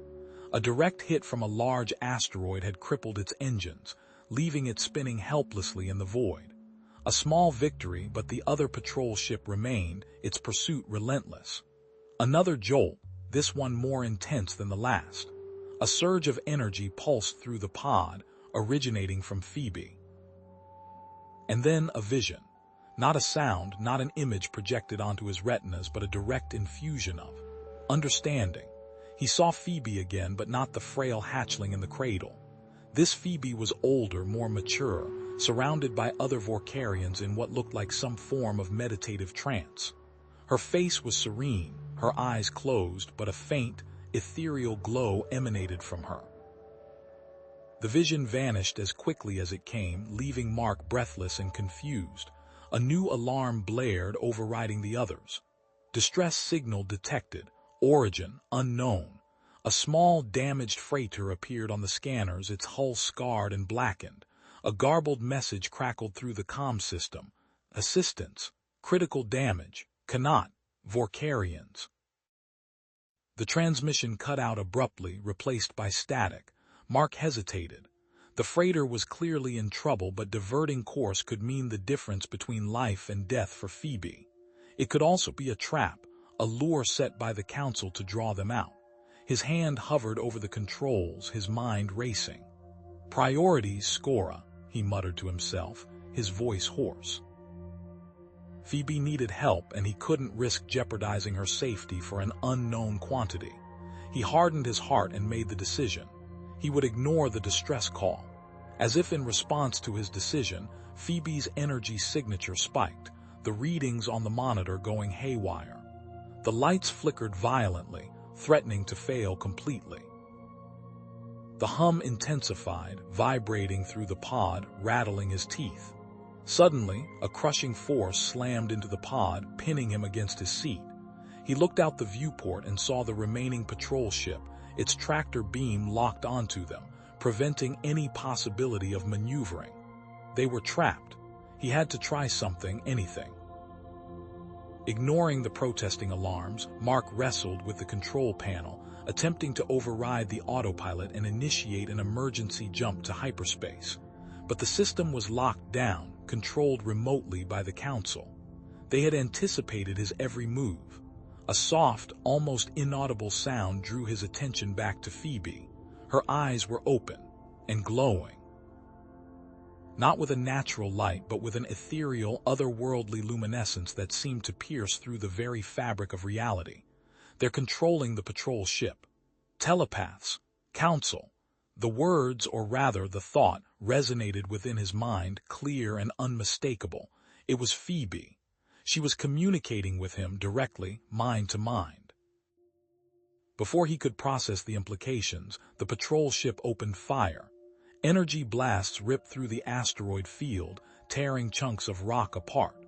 One shot grazed the escape pod, sending tremors through its frame. Warning lights flashed, indicating hull breaches and system failures. With a surge of will, Phoebe unleashed a pulse of empathic energy, a wave of raw emotion that washed over the patrol ship. The effect was instantaneous. The ship shuddered violently, its trajectory wavering. The tractor beam disengaged, releasing the escape pod from its grip. The patrol ship veered wildly off course, spinning out of control before slamming head-on into a massive asteroid. The resulting explosion was blinding, a supernova of light and energy that briefly illuminated the asteroid field before fading into the darkness. Mark stared at Phoebe, his mouth agape, his pupils dilating. The ethereal glow faded from her eyes, leaving them wide and innocent. He was no longer alone, and Phoebe was far more powerful than he could have ever imagined. The pod shuddered, a high-pitched whine cutting through the strained silence. Mark scrambled to his feet, bracing himself against the buckled metal. Emergency lights flickered erratically, painting the interior in strobing reds and blues. The acrid smell of burnt circuits stung his nostrils. He lurched toward Phoebe's stasis pod, his heart pounding against his ribs. The transparent shell was cracked, spider webbing across its surface. She was still inside, mercifully, unconscious but alive. Her iridescent skin, normally shimmering with a subtle internal light, was dull, almost gray. The sickly green patches seemed more pronounced, pulsing faintly. The twisted limb twitched spasmodically. The strain of the crash, the psychic backlash of the patrol ship's destruction, it was all taking its toll. He had to get her out of here. The autopilot was blaring a warning. Critical system failure. Course deviation imminent. Recommend immediate ejection. Mark ignored it, pounding his fist against the control panel. The escape pod was drifting, but not aimlessly. He could see on the damaged navigation screen a faint energy signature, a distress beacon, and something else. A gravitational anomaly. He overrode the autopilot, rerouting power to the damaged sensors. Divert course to source of distress beacon, he muttered, his voice tight with perseverance. Damn the council, damn everything. The escape pod lurched again, altering its trajectory. Through the viewport he saw it. A colossal asteroid, its surface scarred and pitted, hollowed out like a giant cosmic skull. Nestled within its gaping maw was a freighter, or what was left of one. Its hull was breached in multiple places, its lights dark. It looked like a derelict, a ghost ship adrift in the void. He had no other choice. The escape pod docked with a magnetic clamp on the freighter's underbelly. The airlock hissed open, revealing a dimly lit corridor. The air was stale, thick with the metallic tang of blood. Mark drew his sidearm, a standard-issue Vorkarian pulse pistol he'd borrowed from the research station. He moved cautiously, his boots crunching on shattered glass and scattered debris. Signs of a firefight were everywhere. Scorch marks blackened the walls. Empty energy cells littered the floor. He passed several bodies, grotesque, alien forms twisted in unnatural poses. Some were Vorkarian, judging by their chitinous armor. Others he didn't recognize. They were all dead, looted. A voice shattered the silence. Freeze, don't move a goddamn muscle. From the shadows they emerged. A motley crew of heavily armed figures, a mix of humans and aliens, their faces hardened, their eyes glinting with suspicion. They surrounded him, their weapons trained on his chest. The leader stepped forward. She was human, grizzled and scarred, with short-cropped hair and eyes that could cut steel. A crude energy rifle was slung across her back. "Well, well, well," she said, her voice raspy. "What have we here? A Vorkarian scientist in a fancy escape pod, and what's that you got in there?" She gestured toward Phoebe's stasis pod with a nod of her head. "Looks expensive." "I'm not with the Vorkarian Council," Mark said, his voice steady despite the adrenaline coursing through his veins. "My name is Mark Skora. I'm a scientist." "That pod contains a patient. She needs medical attention." Jess's eyes narrowed. "A patient, huh? And why would a Vorkarian scientist be running from his own people with a patient in tow?" He took a deep breath. "She's a hatchling, a genetic mutation. The Council wants her terminated. I couldn't let that happen." He explained about Phoebe, about her condition, about the Council's relentless pursuit. He appealed to her sense of compassion, to her sense of justice, to anything that might sway her. He even hinted at the potential reward the Council would pay handsomely for her return, dead or alive. He could offer a cut. Jess listened, her expression unreadable. When he finished, she spat on the floor. "The Vorkarians," she said, her voice tinged with contempt. "Always meddling with things they don't understand. This freighter," she swept her arm to indicate the derelict, "was carrying valuable medical supplies, experimental technology, stuff that could save lives. Now look at it, thanks to them." One of the crew, a hulking alien with thick, leathery skin, grunted. "Maybe the kid's worth something. A rare specimen, we could sell her to the highest bidder." Jess shot him a look that could kill. "She's not cargo, and this ain't a goddamn auction." She turned back to Mark. "I've heard stories about Vorkarian telepathic warriors. Is that what this is? Some kind of weapon?" Mark felt a surge of anger. "She's just a child. She's in pain. She needs help." A soft voice echoed in Jess's mind, a voice that bypassed her ears and spoke directly to her thoughts. "Help. Pain. Scared." Jess flinched, her hand instinctively reaching for her weapon. She looked around, her eyes wide with confusion. What the hell? Phoebe was awake. Mark felt it too, a subtle shift in the atmosphere, a ripple of emotion that washed over him. It was clearer this time, stronger. He saw a vision, fleeting but vivid. Phoebe, no longer frail and weak but radiant with power, standing at the center of a diverse group of beings, humans, aliens, Vorkarians, all united in a common purpose. A sense of hope, of possibility filled him. Jess lowered her weapon, her expression softening. "All right, scientist," she said, her voice less hostile. "I believe you. The Council's been cracking down on dissidents, on anyone who doesn't fit their perfect little mold. We were headed to a colony, a haven for refugees. Maybe they can help your patient." She paused. "But I ain't doing this out of the goodness of my heart. This ship's busted. We need to repair the hyperdrive, fix the shields, and we need to defend ourselves. The Vorkarians won't let this go. Help us and we'll help you." He nodded, his mind racing. "Deal." A klaxon blared, shaking the freighter to its core. Red lights flashed. Unidentified vessel dropping out of hyperspace. A voice crackled over the comm system. "Bearing 090, weapons hot." Jess swore under her breath. "Speak of the devil." She grabbed her rifle. "Brace yourselves. Looks like the party's here." The asteroid base bucked violently as emerald lances of Vorkarian laser fire slammed into its hull. Alarms blared, strobing red light across the grimy corridors. A section of the ceiling paneling near Mark's head peeled away, showering him with dust and sparking wires. "Return fire. All batteries. Target incoming patrol ship." Jess's voice crackled over the comms, sharp and decisive. "Gunnery teams, status report." Mark scrambled towards the central control panel, the metallic floor vibrating beneath his boots. "Jess, their targeting matrix is optimized for thermal signatures. Divert auxiliary coolant to the outer hull, it'll throw off their lock." He barked, already inputting the override sequence. Another volley of laser fire ripped through the asteroid's thin atmosphere. Phoebe winced, clutching her head. A wave of fear, cold and calculating, washed over Mark. They're targeting the power conduits near the life support systems, she gasped, her voice strained. Reinforced shields on Sector 4. Jess swore. Damn it, rerouting power now.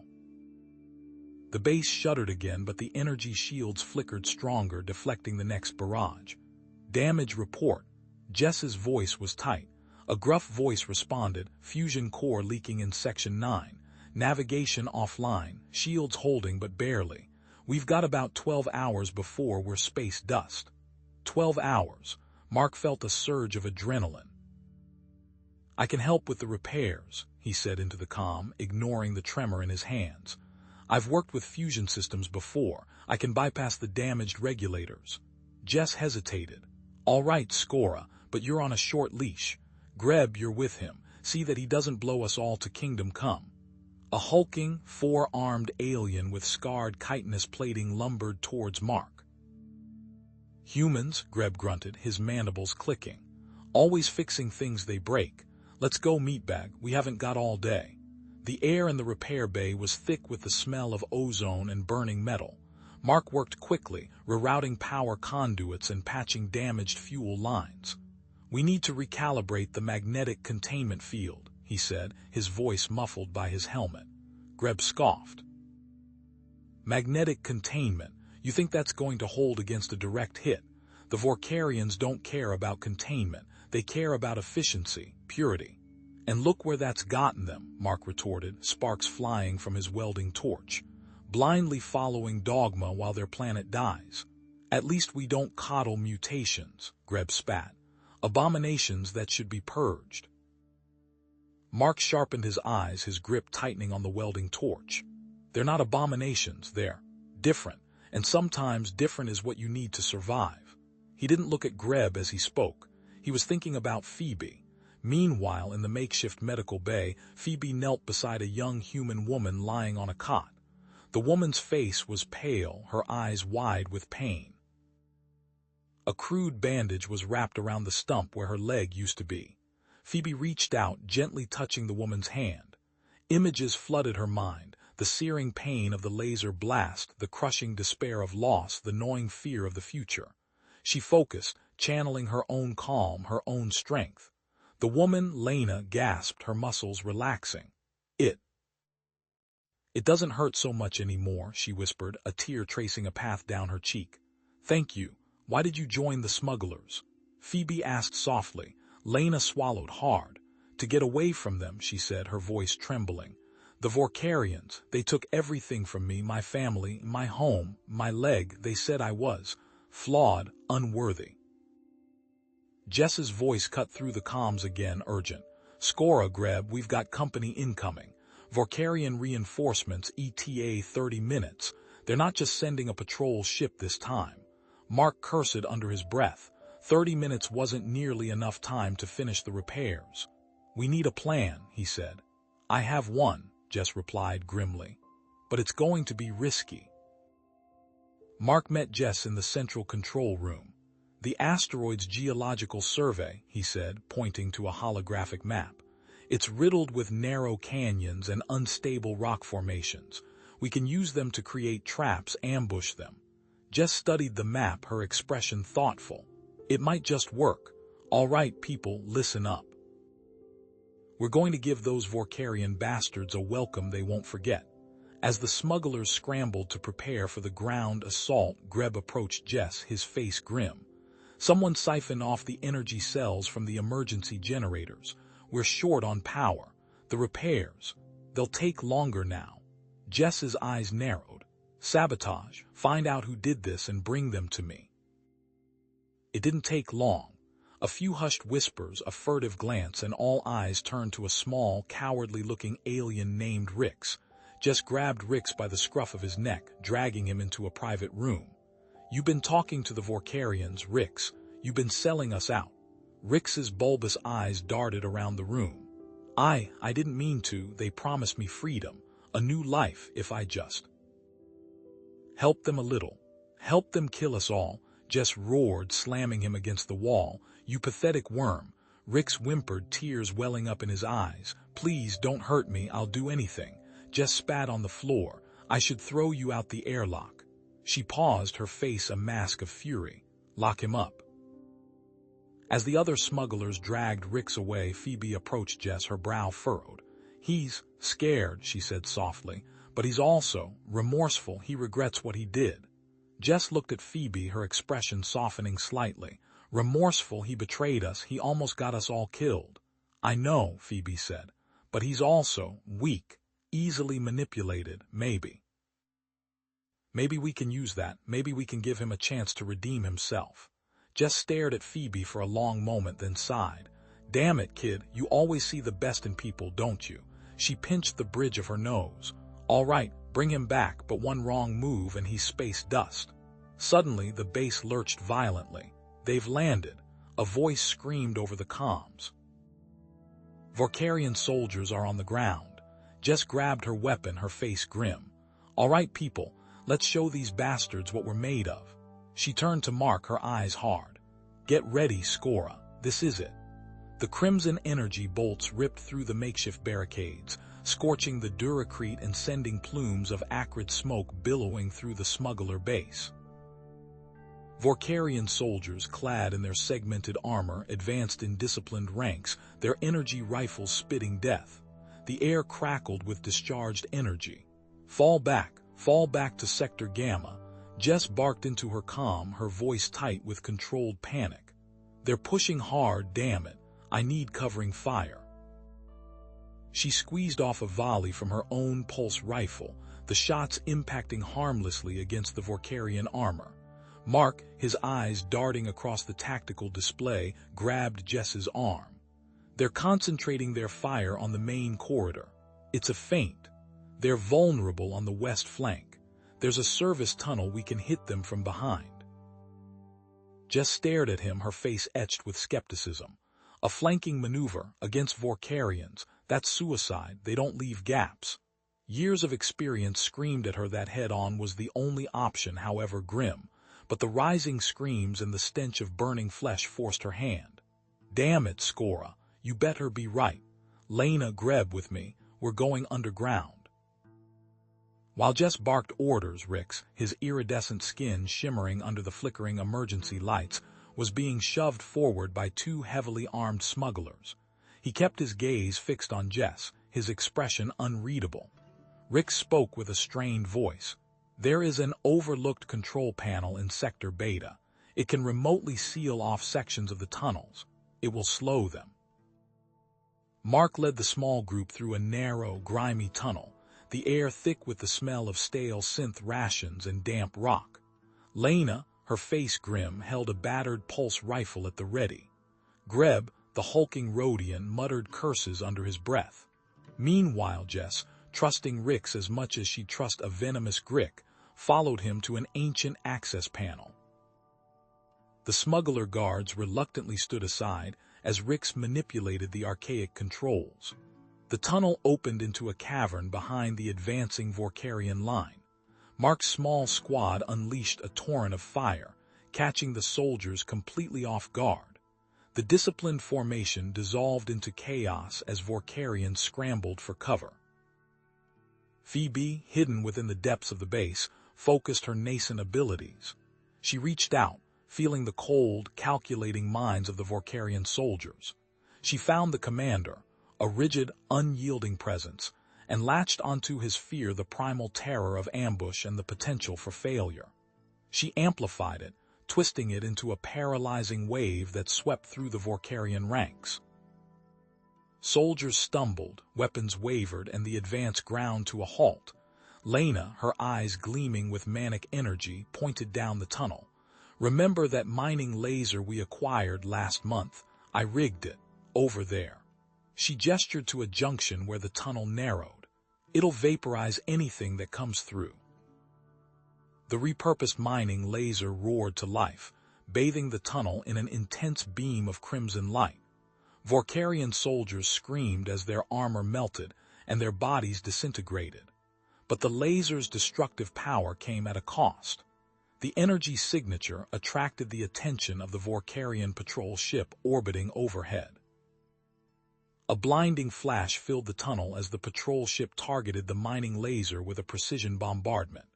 The tunnel ceiling collapsed, burying the laser and trapping Mark, Lena, and Greb behind a wall of rubble. Rix, witnessing the destruction, turned to Jess, his usually impassive face now etched with a flicker of something that might have been concern. "There is another route," he said, his voice low. "More dangerous, less stable, but it is the only way to reach them." Jess hesitated for only a heartbeat. "Lead the way," she said, her voice resolute. "But if this is a trap, Rix, I'll feed you to the Grix myself." As they plunged deeper into the unexplored tunnel system, Greb, his voice a low growl, muttered to Lena, "Did you ever wonder where Rix got the energy cells to power that little control panel of his?" Lena frowned. "What are you talking about, Greb?" "He siphoned them from the main power grid, enough to cripple our defenses for days. But why?" Phoebe, sensing the rising tension, whimpered softly. He used them to send a message," she whispered, her voice barely audible. "A long-range message." Mark, his voice strained through the calm, "Jess, be careful. I think our friend Rix has been playing us." Inside the trapped tunnel, Mark examined the rubble. The bombardment had exposed a large vein of an unfamiliar mineral, its crystalline structure pulsing with an inner light. He recognized it instantly: unstable xenium, highly volatile. "We can use this," he muttered, his mind racing. "But it'll take precise timing. One wrong move and this whole tunnel goes up." Back in the main tunnel, Jess and Rix rounded a bend and came face to face with a squad of Vorkarian soldiers. Their energy rifles were raised, their faces hidden behind emotionless masks. Rix stepped forward, raising his hands in a gesture of compliance. "By order of the Vorkarian Council," he said, his voice smooth and confident, "this sector is under my jurisdiction. I am conducting a routine inspection." The Vorkarian commander, his multifaceted eyes narrowed, studied Rix intently. "Your credentials, facilitator." Rix produced a data slate, his fingers moving swiftly across the surface. "As you can see, I am authorized to." The commander's hand tightened on his rifle. "That is not standard protocol, facilitator Rix. I will need to verify this with command." Before Rix could respond, a wave of panic washed over Phoebe. "Jess, they're coming, more of them, they're setting up an ambush." "Smugglers on me, now," Jess barked, leveling her pulse rifle. The cramped tunnel erupted in a cacophony of energy blasts and guttural shouts. Vorkarian blue bolts sizzled past, impacting the damp rock walls, sending showers of gritty dust raining down. The smugglers, a motley crew of desperate souls, returned fire with a chaotic barrage of scavenged weaponry. A fierce firefight consumed the tunnel. The air thickened with the acrid stench of ozone and burning flesh. The smugglers, though outgunned, used the tight confines to their advantage, ducking behind stalactites and overturned mining carts. Phoebe's voice, a strained whisper in Mark's mind, cut through the din. "Left, 2 of them behind the support beam, another one flanking to the right." He relayed the information, his voice hoarse, to the nearest smuggler, who responded with a well-aimed grenade blast. Mark, meanwhile, was wrestling with the unstable mineral deposit. Its crystalline structure pulsed with an eerie green light, radiating a low hum that vibrated through his bones. Time was running out. He had to improvise. He scavenged parts from his research equipment: a power cell regulator, a focusing lens, and a handful of capacitors. Then, with a grimace, he cannibalized a pulse pistol taken from a fallen smuggler, extracting its firing mechanism. He worked quickly, his hands moving with practiced efficiency, sweat plastering his hair to his forehead. Jess and Rix, covered in grime and singed from near misses, reached a junction in the tunnel.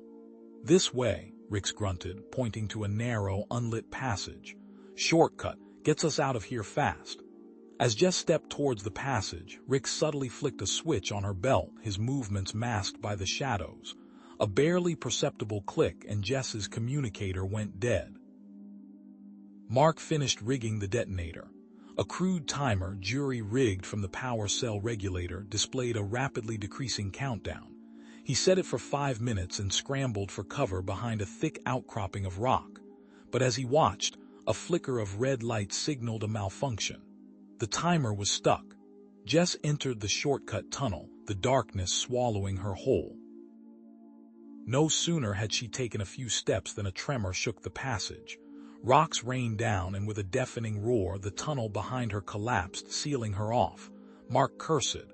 The detonator was useless. He had to trigger the explosion manually. He glanced at the mineral deposit, its pulsing light growing more intense. One wrong move and he'd be vaporized. But Jess... Phoebe's mental scream pierced his consciousness. Jess, trap, Rix. Rix's face, previously etched with concern, twisted into a cruel sneer. Foolish Jess, he spat, his voice dripping with venom. Did you really think I was on your side? I work for the Crimson Syndicate now. They're paying a fortune for you. Mark didn't hesitate. He grabbed the firing mechanism from the pulse pistol, aimed it at the mineral deposit, and pulled the trigger. The tunnel vanished in a blinding flash of white light and a thunderous roar. The force of the explosion threw Mark against the rock wall, knocking the air from his lungs. The tunnel shook violently, more collapses following the initial blast. The explosion had bought them time. The Vorkarian reinforcements would be diverted, forced to deal with the cave-in. But at what cost? Phoebe strained, her mind reaching out, desperate to find Jess. But the collapsed tunnel was a wall of solid rock blocking her signal, only static and a chilling silence. Rix, ignoring the chaos, grabbed Jess's arm, twisting it behind her back. Come on, Bounty. My employers are eager to meet you.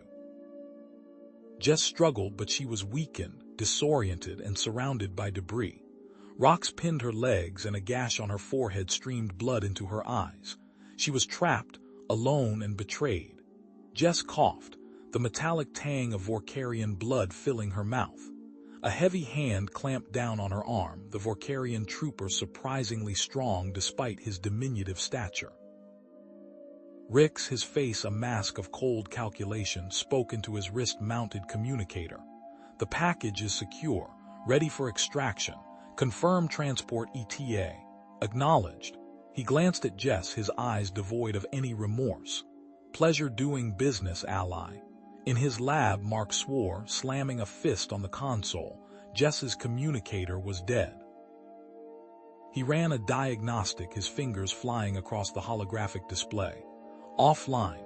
Rix disabled it. The son of a sharp intake of breath from Phoebe interrupted his thoughts. She clutched her head, her iridescent skin paling. Pain, Jess, terrible fear. Her voice was strained, each word an effort. Betrayal, Rix. Mark's blood ran cold. Phoebe's empathic link with Jess was undeniable proof. Rix had set them up. Pure, unadulterated rage surged through him, eclipsing his fear and self-doubt. That bastard will pay. He turned to Phoebe, his voice tight with grit. We're getting her back. He began pulling up schematics of the facility, his mind already racing, formulating a plan. Outside, the rhythmic thud of Vorkarian patrol drones echoed through the corridors. Red lights pulsed, bathing the sterile walls in an ominous glow. Automated lockdown protocols were engaging, sealing off sections of the facility. Escape was becoming exponentially more difficult. Phoebe, despite her pain, focused her abilities, reaching out through the empathic web, trying to pinpoint Jess's location. Sweat beaded on her forehead, her small body trembling with the effort. The lab's ambient lighting flickered erratically as her powers surged. A strangled cry escaped her lips. Sector 7, lower levels, transport. Her voice cracked and she collapsed against Mark, her body racked with tremors, but she had done it. She had narrowed it down. Mark gently laid her down, his heart aching at her suffering. You did it, Phoebe. You're incredible. He quickly accessed the facility's sensor network, isolating the transport signal Phoebe had sensed. He began modifying a Vorkarian tracking device, rerouting its energy matrix to lock onto the specific frequency. The device chirped, locking onto a signal. Mark stared at the holographic display, his brow furrowing. Impossible. The transport signal wasn't originating from the designated loading bay. It was coming from a previously uncharted lower level of the facility. A level that shouldn't exist. Rix's syndicate must have a hidden entrance, Mark muttered, his pupils dilating. One that bypasses all standard security protocols. He pulled up geological scans of the area surrounding the lower level, searching for structural weaknesses, hidden access points. Suddenly, Phoebe gasped, her eyes wide with alarm. Energy. Strange energy. Below. Not Jess. Mark refocused his attention, overlaying the geological scans with Phoebe's sensory input. There it was, an anomaly, a distortion in the rock strata, a large, unstable chamber deep underground. The hidden level was built directly above it, the source of the strange energy, no doubt. Mark felt a growing sense of dread. The Vorkarians. They're experimenting with something down there, something dangerous, he theorized, core energy. They must be tapping into the planet's core, destabilizing it further. He looked at Phoebe, his decision made. We're not just rescuing Jess, we're finding out what they're hiding down there. He began gathering his equipment, preparing for a descent into the unknown. As he reached for his plasma rifle, a high-pitched whine filled the lab. A section of the wall slid open, revealing a previously unnoticed automated security drone. Its red optical sensors glowed menacingly. The explosion and the lockdown had activated it. The drone opened fire, bolts of searing energy ripping through the air. Mark dove for cover, narrowly avoiding the blasts. He was trapped. A close-quarters fight was unavoidable. Mark swore under his breath, his fingers flying across the Vorkarian maintenance panel. A spark, a hiss, and the security drone slumped against the wall, its multifaceted eyes dimming. He ripped a power cell from its casing, then another, his movements economical, driven by a desperate urgency. Time was a rapidly dwindling resource. Below, Rix shoved Jess into a waiting elevator, its doors hissing shut with cold finality. The car plunged downward, deeper into the facility. Jess, bound and gagged, fought to control her panic, but the fear was a living thing, a suffocating blanket woven from the cold steel of the elevator and the grim satisfaction radiating from Rix. Phoebe cried out, a strangled sound lost in the sterile confines of the lab. Her small body convulsed, the iridescent skin flashing with sickly greens. The empathic strain intensified, mirroring the spike in Jess's terror as the elevator descended into the unknown. It was like being stabbed with a shard of ice, a searing pain that threatened to overwhelm her fragile mind. Above, Mark worked feverishly, stripping wires and components from the stunned drone. He needed a localized EMP, something crude but effective, enough to blind the surveillance systems for a precious few minutes. He twisted wires together, ignoring the sting of discharged energy, his mind focused on the task. The elevator doors ground open, revealing a vast syndicate staging area carved into the rock. Armed enforcers, their faces obscured by cybernetic implants, stood guard. The air hummed with barely restrained menace. Rix dragged Jess into the center of the room, the click of his boots echoing in the cavernous space. Phoebe gasped, her eyes wide with pain. A second presence, stronger, more agonizing than Jess's fear, slammed into her consciousness. It was a tidal wave of despair and suffering, a psychic scream trapped behind impenetrable walls. It was close, very close and undeniably. Vorkarian. Mark finished the makeshift EMP, a crude coil of wire and scavenged components. He activated it, a pulse of raw energy erupting from the device. The drone twitched, spasming one last time before going silent. Nearby surveillance cameras flickered and died, their lenses clouding over. A gruff voice crackled from Rix's wrist-mounted communicator. "Bring the Terran to interrogation immediately. We suspect she knows the artifact's location. Extract the information, whatever it takes." Phoebe's connection to Jess flickered, then vanished entirely. The empathic strain had been too much. Her small body went limp and she slipped into unconsciousness. Mark secured a length of cable to a support beam, testing its strength with a sharp tug. He peered down the dark maw of the maintenance shaft, the air thick with the metallic tang of stale coolant. No time for finesse. He rappelled down, the cable singing as he descended into the darkness. In the Syndicate staging area, Rick strapped Jess to a cold metal table. He selected a slender Vorkarian pressure probe from a nearby tray. "Where is it?" he hissed, his voice devoid of emotion. Jess clenched her jaw, refusing to answer.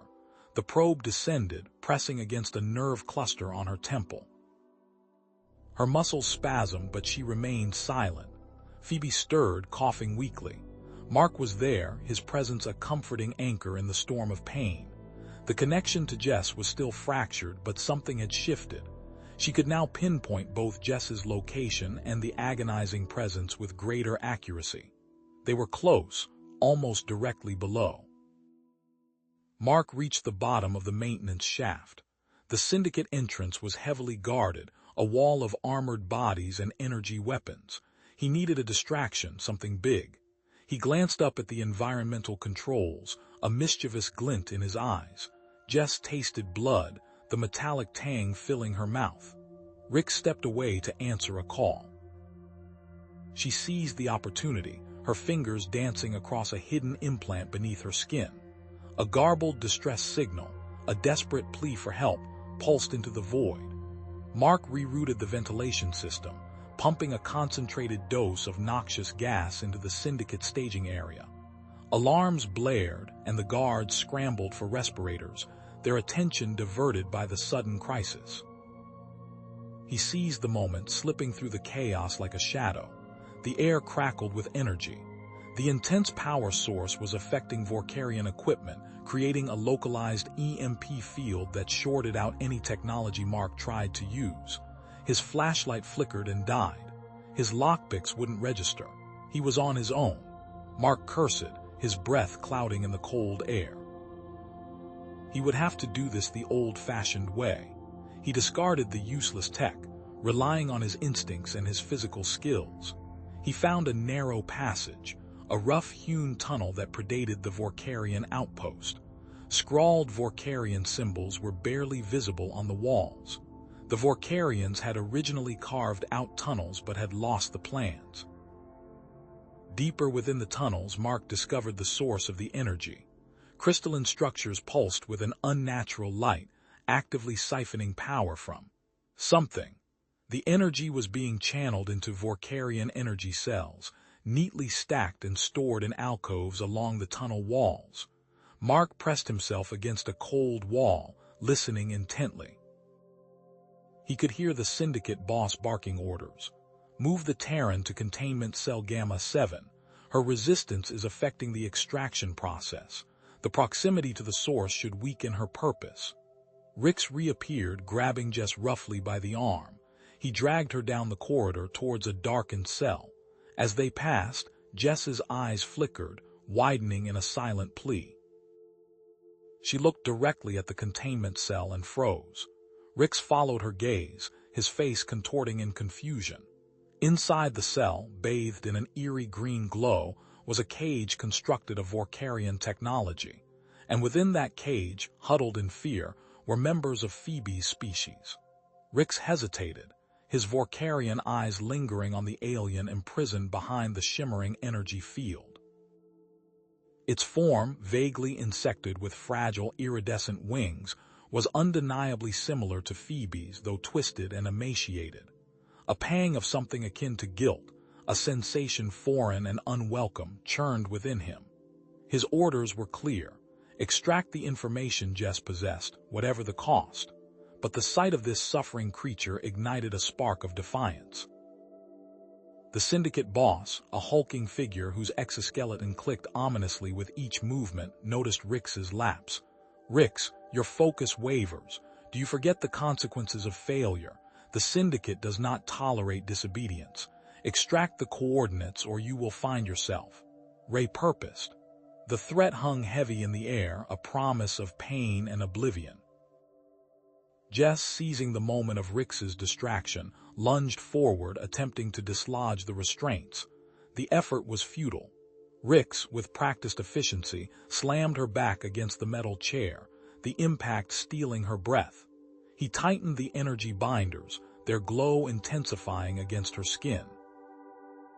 Meanwhile, deep within the labyrinthine Vorkarian tunnels beneath the facility, Mark Skora cursed under his breath. The tunnels were a relic of a forgotten age, choked with dust and the ghosts of Vorkarian ingenuity. He scavenged relentlessly, his fingers tracing the corroded circuits of discarded machinery. He needed something, anything, to counteract the Syndicate's energy fields. Finally, he found it. A crude but functional energy dampener, its casing cracked and its internal components jury-rigged, but potentially resistant to the energy field. Phoebe, back in the makeshift med bay, writhed in agony. The pain radiating from the imprisoned alien resonated within her, a symphony of suffering that threatened to overwhelm her fragile mind. It was more than just physical pain, it was the psychic scream of a consciousness being violated. "Help him," a voice whispered in Mark's mind, clear as a bell despite the cacophony of the tunnels. "Access point. Near containment. Maintenance conduit." Section 7. Phoebe, using her burgeoning connection to the imprisoned alien, guided him through the maze. Back in the interrogation room, Rix increased the intensity of the energy binders. Jess gasped, her body arching against the restraints. Sweat beaded on her forehead. He focused on the readings, calibrating the energy output to inflict maximum discomfort without causing permanent neural damage. It was a delicate dance, a betrayal of his own conscience. The Syndicate boss snarled, impatient. "Enough, we waste time. Initiate the mind link. Extract the information directly." He gestured to a bulky Vorkarian device, its tendrils pulsating with sickly green energy. Mark, guided by Phoebe, reached a junction point. He attached the energy dampener to a nearby power conduit, its ancient Vorkarian markings barely visible beneath layers of grime. The dampener sputtered, then hummed to life, creating a localized field of interference. The overhead lights flickered. A series of maintenance hatches along the wall shimmered, their locking mechanisms momentarily deactivated. Jess screamed as the Vorkarian mind-linking device descended, its tendrils probing for neural pathways.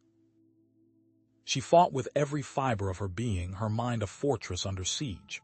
The resistance triggered a feedback surge, a violent cascade of energy that overloaded the device. Sparks flew. Rix cried out, staggering backward, his face contorted in pain. Phoebe, sensing Jess's mind being invaded, experienced a sympathetic overload. The energy field surrounding the containment cell flared, its intensity briefly amplified, then sputtered and died. Alarms blared throughout the facility. Red lights pulsed, casting the Syndicate staging area in a hellish glow. The containment field around the imprisoned alien flickered and died. The alien was free. Mark, taking advantage of the chaos, kicked open a maintenance hatch and dropped into the Syndicate staging area. He clutched a makeshift weapon cobbled together from tunnel debris and drone parts. A Vorkarian mining laser retrofitted to fire a concentrated burst of energy. Rix, recovering from the feedback surge, stared at Jess, his face a mask of conflicted emotions. "Get out," he rasped, his voice barely audible above the alarms. "Run, now."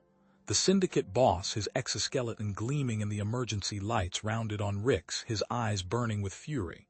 "Insubordination, kill them both." He roared, gesturing to his enforcers, hulking figures armed with energy rifles. Suddenly, Phoebe gasped, her eyes widening with horror, the energy being harvested.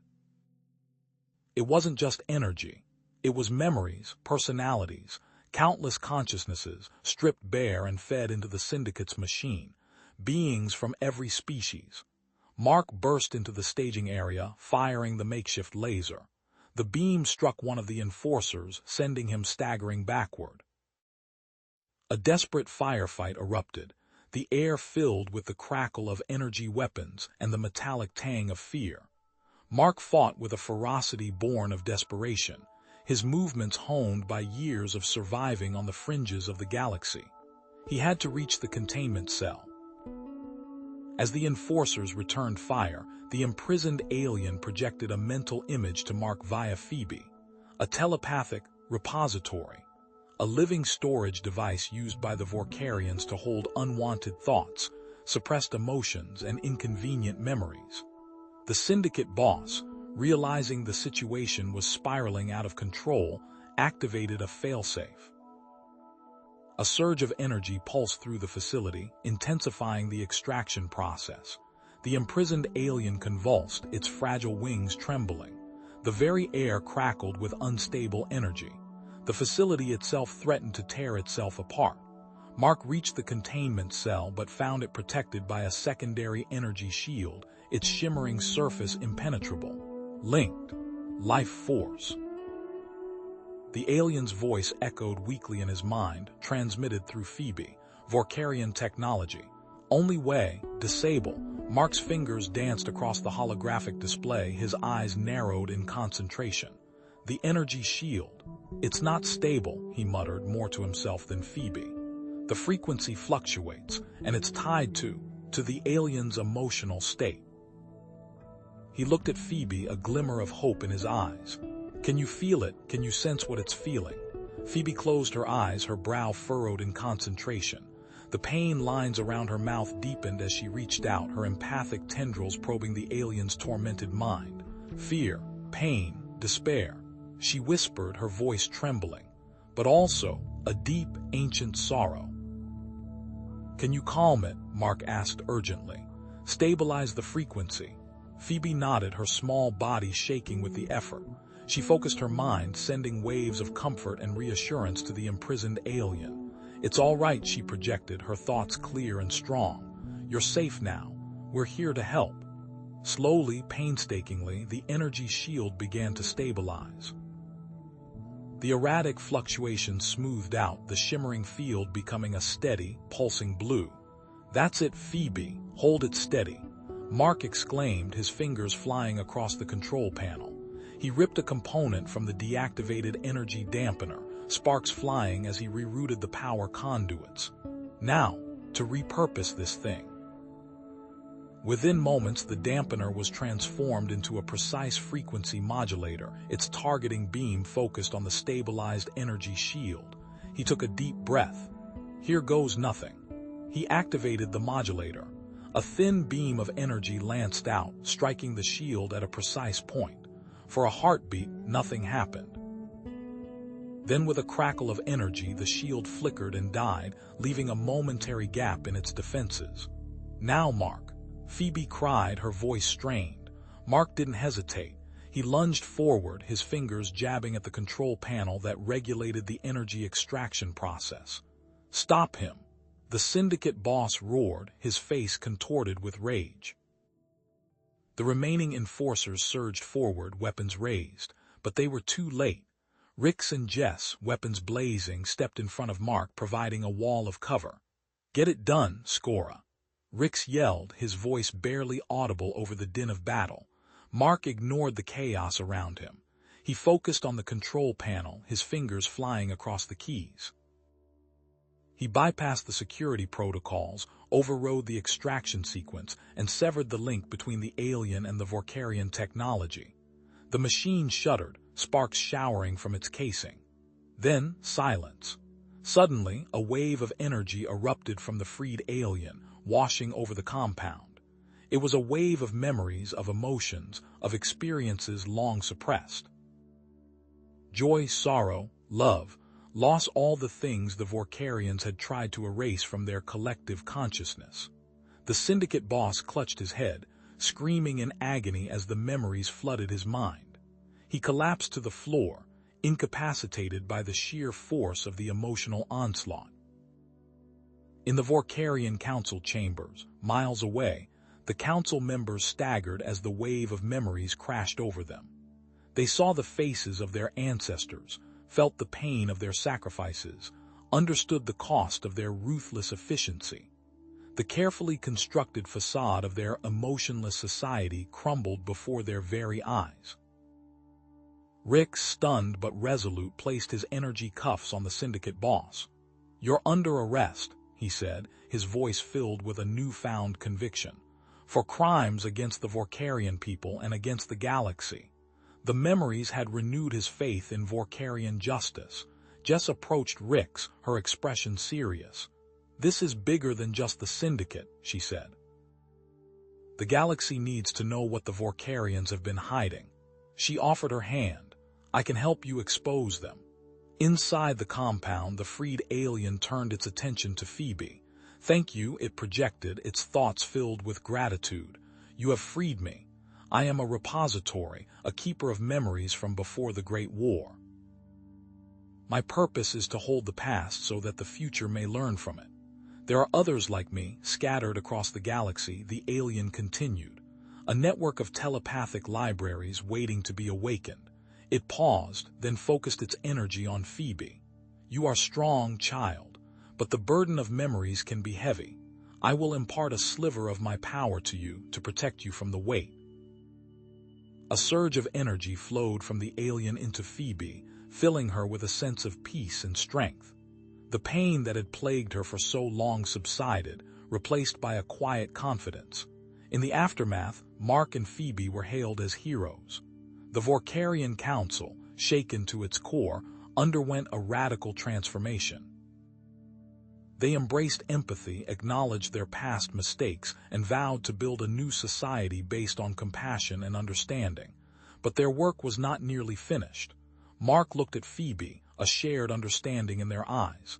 "There are other repositories out there," he said, his voice filled with dedication, "waiting to be awakened." Phoebe nodded, her gaze fixed on the stars. "We have to find them," she said. "We have to restore the lost memories and offer hope for the future." With the help of Jess and Rix, Mark and Phoebe embarked on a journey across the galaxy, their hearts filled with purpose and their minds open to the infinite possibilities of a universe filled with forgotten stories.